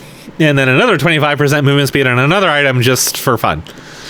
And like the map is such a mess at this point that these things don't really have as much of an impact as they would have normally. When everything is thrown out the window, then each individual element is kind of hard to take out and analyze and be like, well, this is obviously going to fuck shit in a weird way. But it's also that the movement speed cap makes the 500% seem kind of pointless. But what probably happens is that 500% probably negates all the movement speed slows, which would be perceived as a really shitty band-aid to a problem that probably shouldn't exist to begin with. Why does Tornado immobilize heroes from a mile away? That's that's the kind of shit that should just be removed. This is a case where I would say feel free to just delete spells like Tornado, because the idea of crowd controlling large numbers of units is bad to begin with. The idea of being able to just freely escape from certain death across the map by pushing a button is also bad design. And there's just like this is like basic stuff that you'll encounter anytime you play something like League of Legends, Heroes of the Storm, or whatever like that. You know, get out of jail free cards, loss of control, all these things just really don't belong in competitive products. And that's what this is. This is a product because you're asking people to spend a couple hours to play this, and we're at a stage where it's like, I just don't have the ability to fathom what the fuck is going on. Like, what is the intended effect of a million things? Because it just feels unhinged. It's completely unhinged. Like Steak said, it's unhinged in a manner which is not enjoyable to play. And I mean, I spent, I don't know, a couple of years now playing what are very consciously suboptimal builds, trying to figure out what works and what doesn't. But when I will switch to another build or whatever and end the game, it's usually just because the enemy team is that far behind me. But there are also plenty of matches I've casted or whatever where the enemy team is far ahead of me and I know the match is over, and it still takes them an uncomfortably long time to end the game. And we've been looking ways to add different options of what you can do. And now it feels like all the new options just don't... There's no chance to even assess if they're good or not. There's no chance to assess what they actually do with the game, because the rest of the game has gotten to the point where the player heroes are kind of just little knobs amidst this vast sea of jiggling ants and lard. And they don't have that much of an impact on the map anymore. You're like an aside. Now, Lowlands of Legend 2042 was sort of kind of like this, even though a lot of the game systems I had intended for it did not get created. The whole thing of the factional building, the division system, was kind of like the way of you building around your heroes. And that map also had strong defenses and strong lane presence from, you know, the NPC factions in it. But Lowlands of Legend was never like this. Even in its most messiest of time, Lowlands of Legend was never got stagnant like this did, because divisions would eventually overpower the map. You would eventually get that one strong push that would just force the enemy team to actually interact with you. In this it's really not necessary. The enemy team had to interact with us in this game because they literally could go nowhere in the map. They couldn't do anything. They've barely got a chance to do anything with the creep camps after the first like half of the game. They had no choice. But even then, it wasn't necessary because the towers were doing all the heavy lifting. I mean, look at the units killed. Between Thyloli, myself, and Ricky, and Steak, our numbers, just one of the Alliance factions has parity on us. Because they're taking a lot of the kills from us. The Horde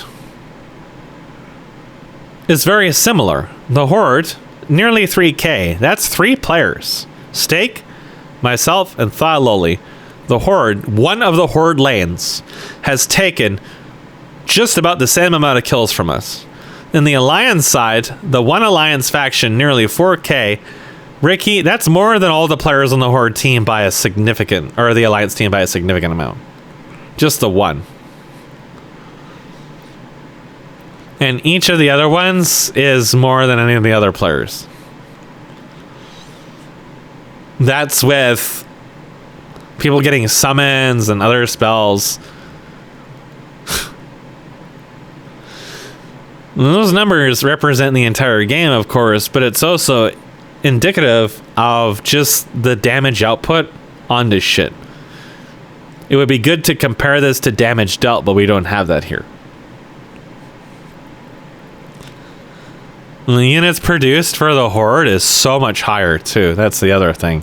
The Horde produced a lot of units which got fed into the Alliance, as opposed to their players who were still behind that much, in spite of the fact the Horde produced enormously more. Now, we do have the one Horde that produced 200, which is kind of weird. I don't know what that is. Maybe that's what the distribution is so off for.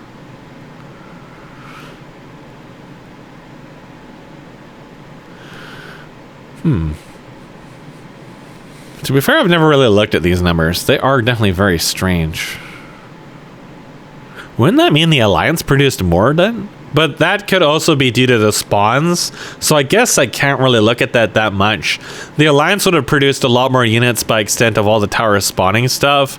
Those mud golems and some of the other things. Maybe the lizards are the equivalent though. Would that be why the one Horde faction only produced 211 and why the other alliances are all well above 1500? Maybe these numbers are even dumber than I think they are. It's still really crazy how the one... I wonder if this Alliance faction with all the kills is the faction that owns all the buildings. And then these three Horde factions are the lane factions, and this one here is the base faction. In that context, it makes a lot more sense. Then this is actually literally just as insane as I thought it was, where I was thinking the one Alliance faction with all the kills is the one that owns the towers, and that's the one that's stealing all the kills from the players. Maybe that is really what I'm looking at. It would really depend if the one faction is the one that owns the base or not. They were split up for the pathing limit that I mentioned before. It would explain why the one Horde faction is really low compared to all the others. Because then that's the Horde base. They entered our base like once. Except for maybe early on in the game, some stuff got killed by the early towers. That would explain it. Yeah, buildings produced 82. That is what it is. That is just as insane as I thought it was. Wow. Those are the ones that own the bases. This one has 16. I don't know what that is, but these are the two ones that own the bases. That means that the Alliance base killed almost 4,000 units. That is more than all three lanes combined, plus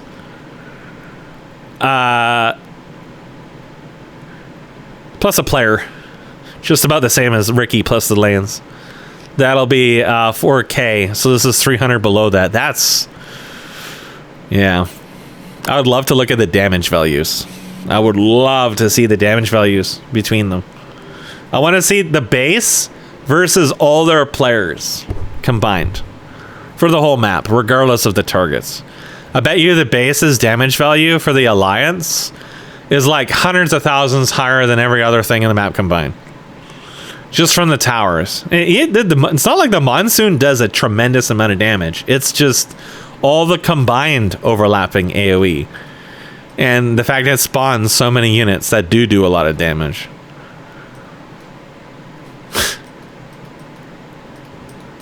Now, the thing is that certain buttons and knobs I would turn in this map to balance it on my terms. You can't really do a lot, but some of the things I would do is making sure a lot of the new like buffs and debuffs for the minions really only affect other minions, except for maybe those spawned by the creep camps.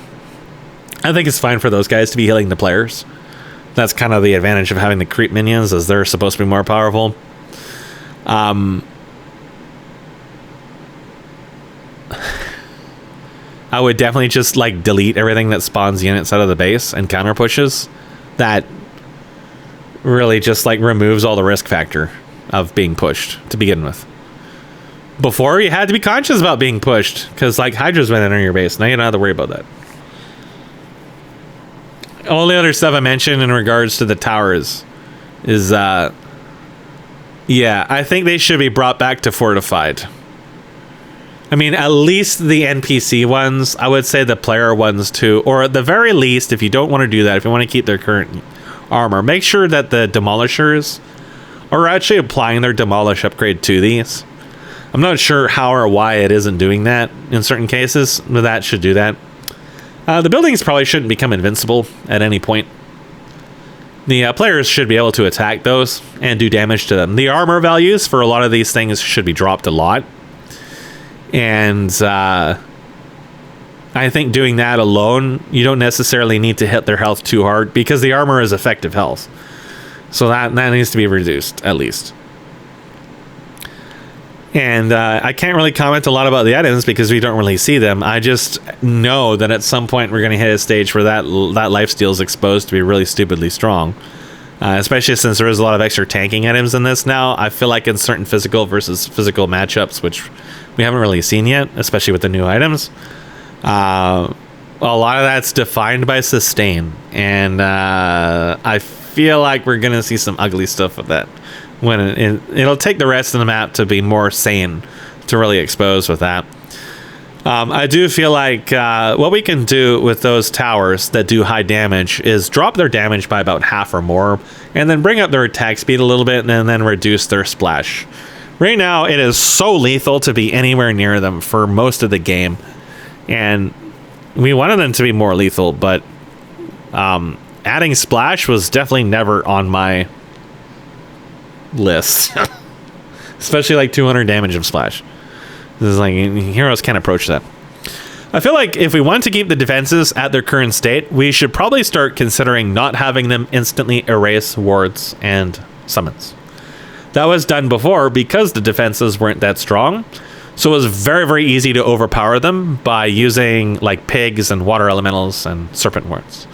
Now the defenses erase literally everything, and like 10, 12 dark minions just kind of like cease to exist the moment they go on the same side of the map as the towers and stuff. So that should probably be reduced in intensity substantially. I don't feel that the way the mana and cooldowns for a lot of that stuff is working that well either, but it probably will work better when the counter pushing stuff is dealt with, because that's definitely a big issue. A lot of these boss units like Crabnar, Urtle, and now the Empyrean Wyvern are very underwhelming, especially in light of the new towers and stuff like that, but also in light to the fact that everything in the wave now does like double the damage it used to. So their damage is high, but not that high, and they tend to get ground down pretty quickly. Now, a part of this is because they just don't deal with high unit counts very well. And I did have HKS at some point buff the crushing wave that Crabnar had, but I feel like some other stuff could be done to them to make them comparatively strong. For example, maybe Crabnar could have some kind of endurance aura or something like that that just increases the move speed of allied creeps, not heroes, but creeps. Or I feel like the crabs that Crabnar spawns, we hardly ever see them except for when the players fight him. He could spawn them in the wave and they could just have more health and not necessarily do 80 million damage. Like I said, these things kind of like appear to surprise players and just murder them, but otherwise they don't feel like they have that much impact in the game. We certainly don't really seem to see them very much. And yeah, there's just little things like that that can be used to tweak them out so they are stronger. And then as the defenses are brought in line, they can be more, more carefully looked at. In the current scope of stuff, you would have to basically quadruple their stats to get them back to where they were originally in terms of relevance. The Empyrean Wyvern is probably fine as it is, as other stuff is brought in line just by extent of the fact it's so tanky. But the one AoE attack it has doesn't seem to do hardly any damage. There was also the shockwave attack one of the towers had that didn't seem to have a visual associated with it, and again the walk speed for stuff like the beast hammer. I feel like at this stage, new stuff should not be added to the map in any extent until we go back and basically fix everything that was just added in the last couple weeks, because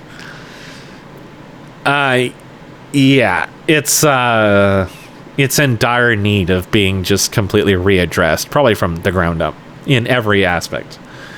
These points are just kind of like damage control for the most severe things that really stand out to me at this point. But I did mention to some extent before that hero build diversity is kind of an issue too. I think that having the summoning stuff in the game will help a lot as other stuff kind of like evens out. And I'm kind of curious to see what some of the items that the scaling items offer. But at the same time, I question the logic of making the wand, blasting wand build cheese thing so powerful early on. Really offers. And another thing in that regards is a lot of the size of these projectiles needs to be dropped to like a half or less. The horses that the tornado spawn kind of just engulf the entire lane and you can't see anything. It's the same problem as the trees. Again, this really makes me question what the original intent was, because a lot of these things is like really basic to me, where it's like, well, I would add something that just obscures everything that you need to see to understand what's going on, and I don't really understand that. So it just keeps happening in different ways. We have these giant blue effects that engulf the entire screen. Right, we have like permanent bodies stuck on the screen. A lot of the health bars on these models are just fucked. I want to find whoever ported them, and I just want to kick them in the shin. And like, we fixed the trees, and then we just introduced a whole bunch of more problems. A lot of projectiles that go nowhere near where they're supposed to and stun you, and you just get stunned out of nowhere. When in reality, they threw like a storm bolt at you, but it just doesn't track. I don't get that. Warcraft 3, man. I mean, I can go on and on and on, but I feel like a lot of what I've said can just be applied universally. Like, this stuff isn't really rocket science, and it shouldn't be that hard to fix it.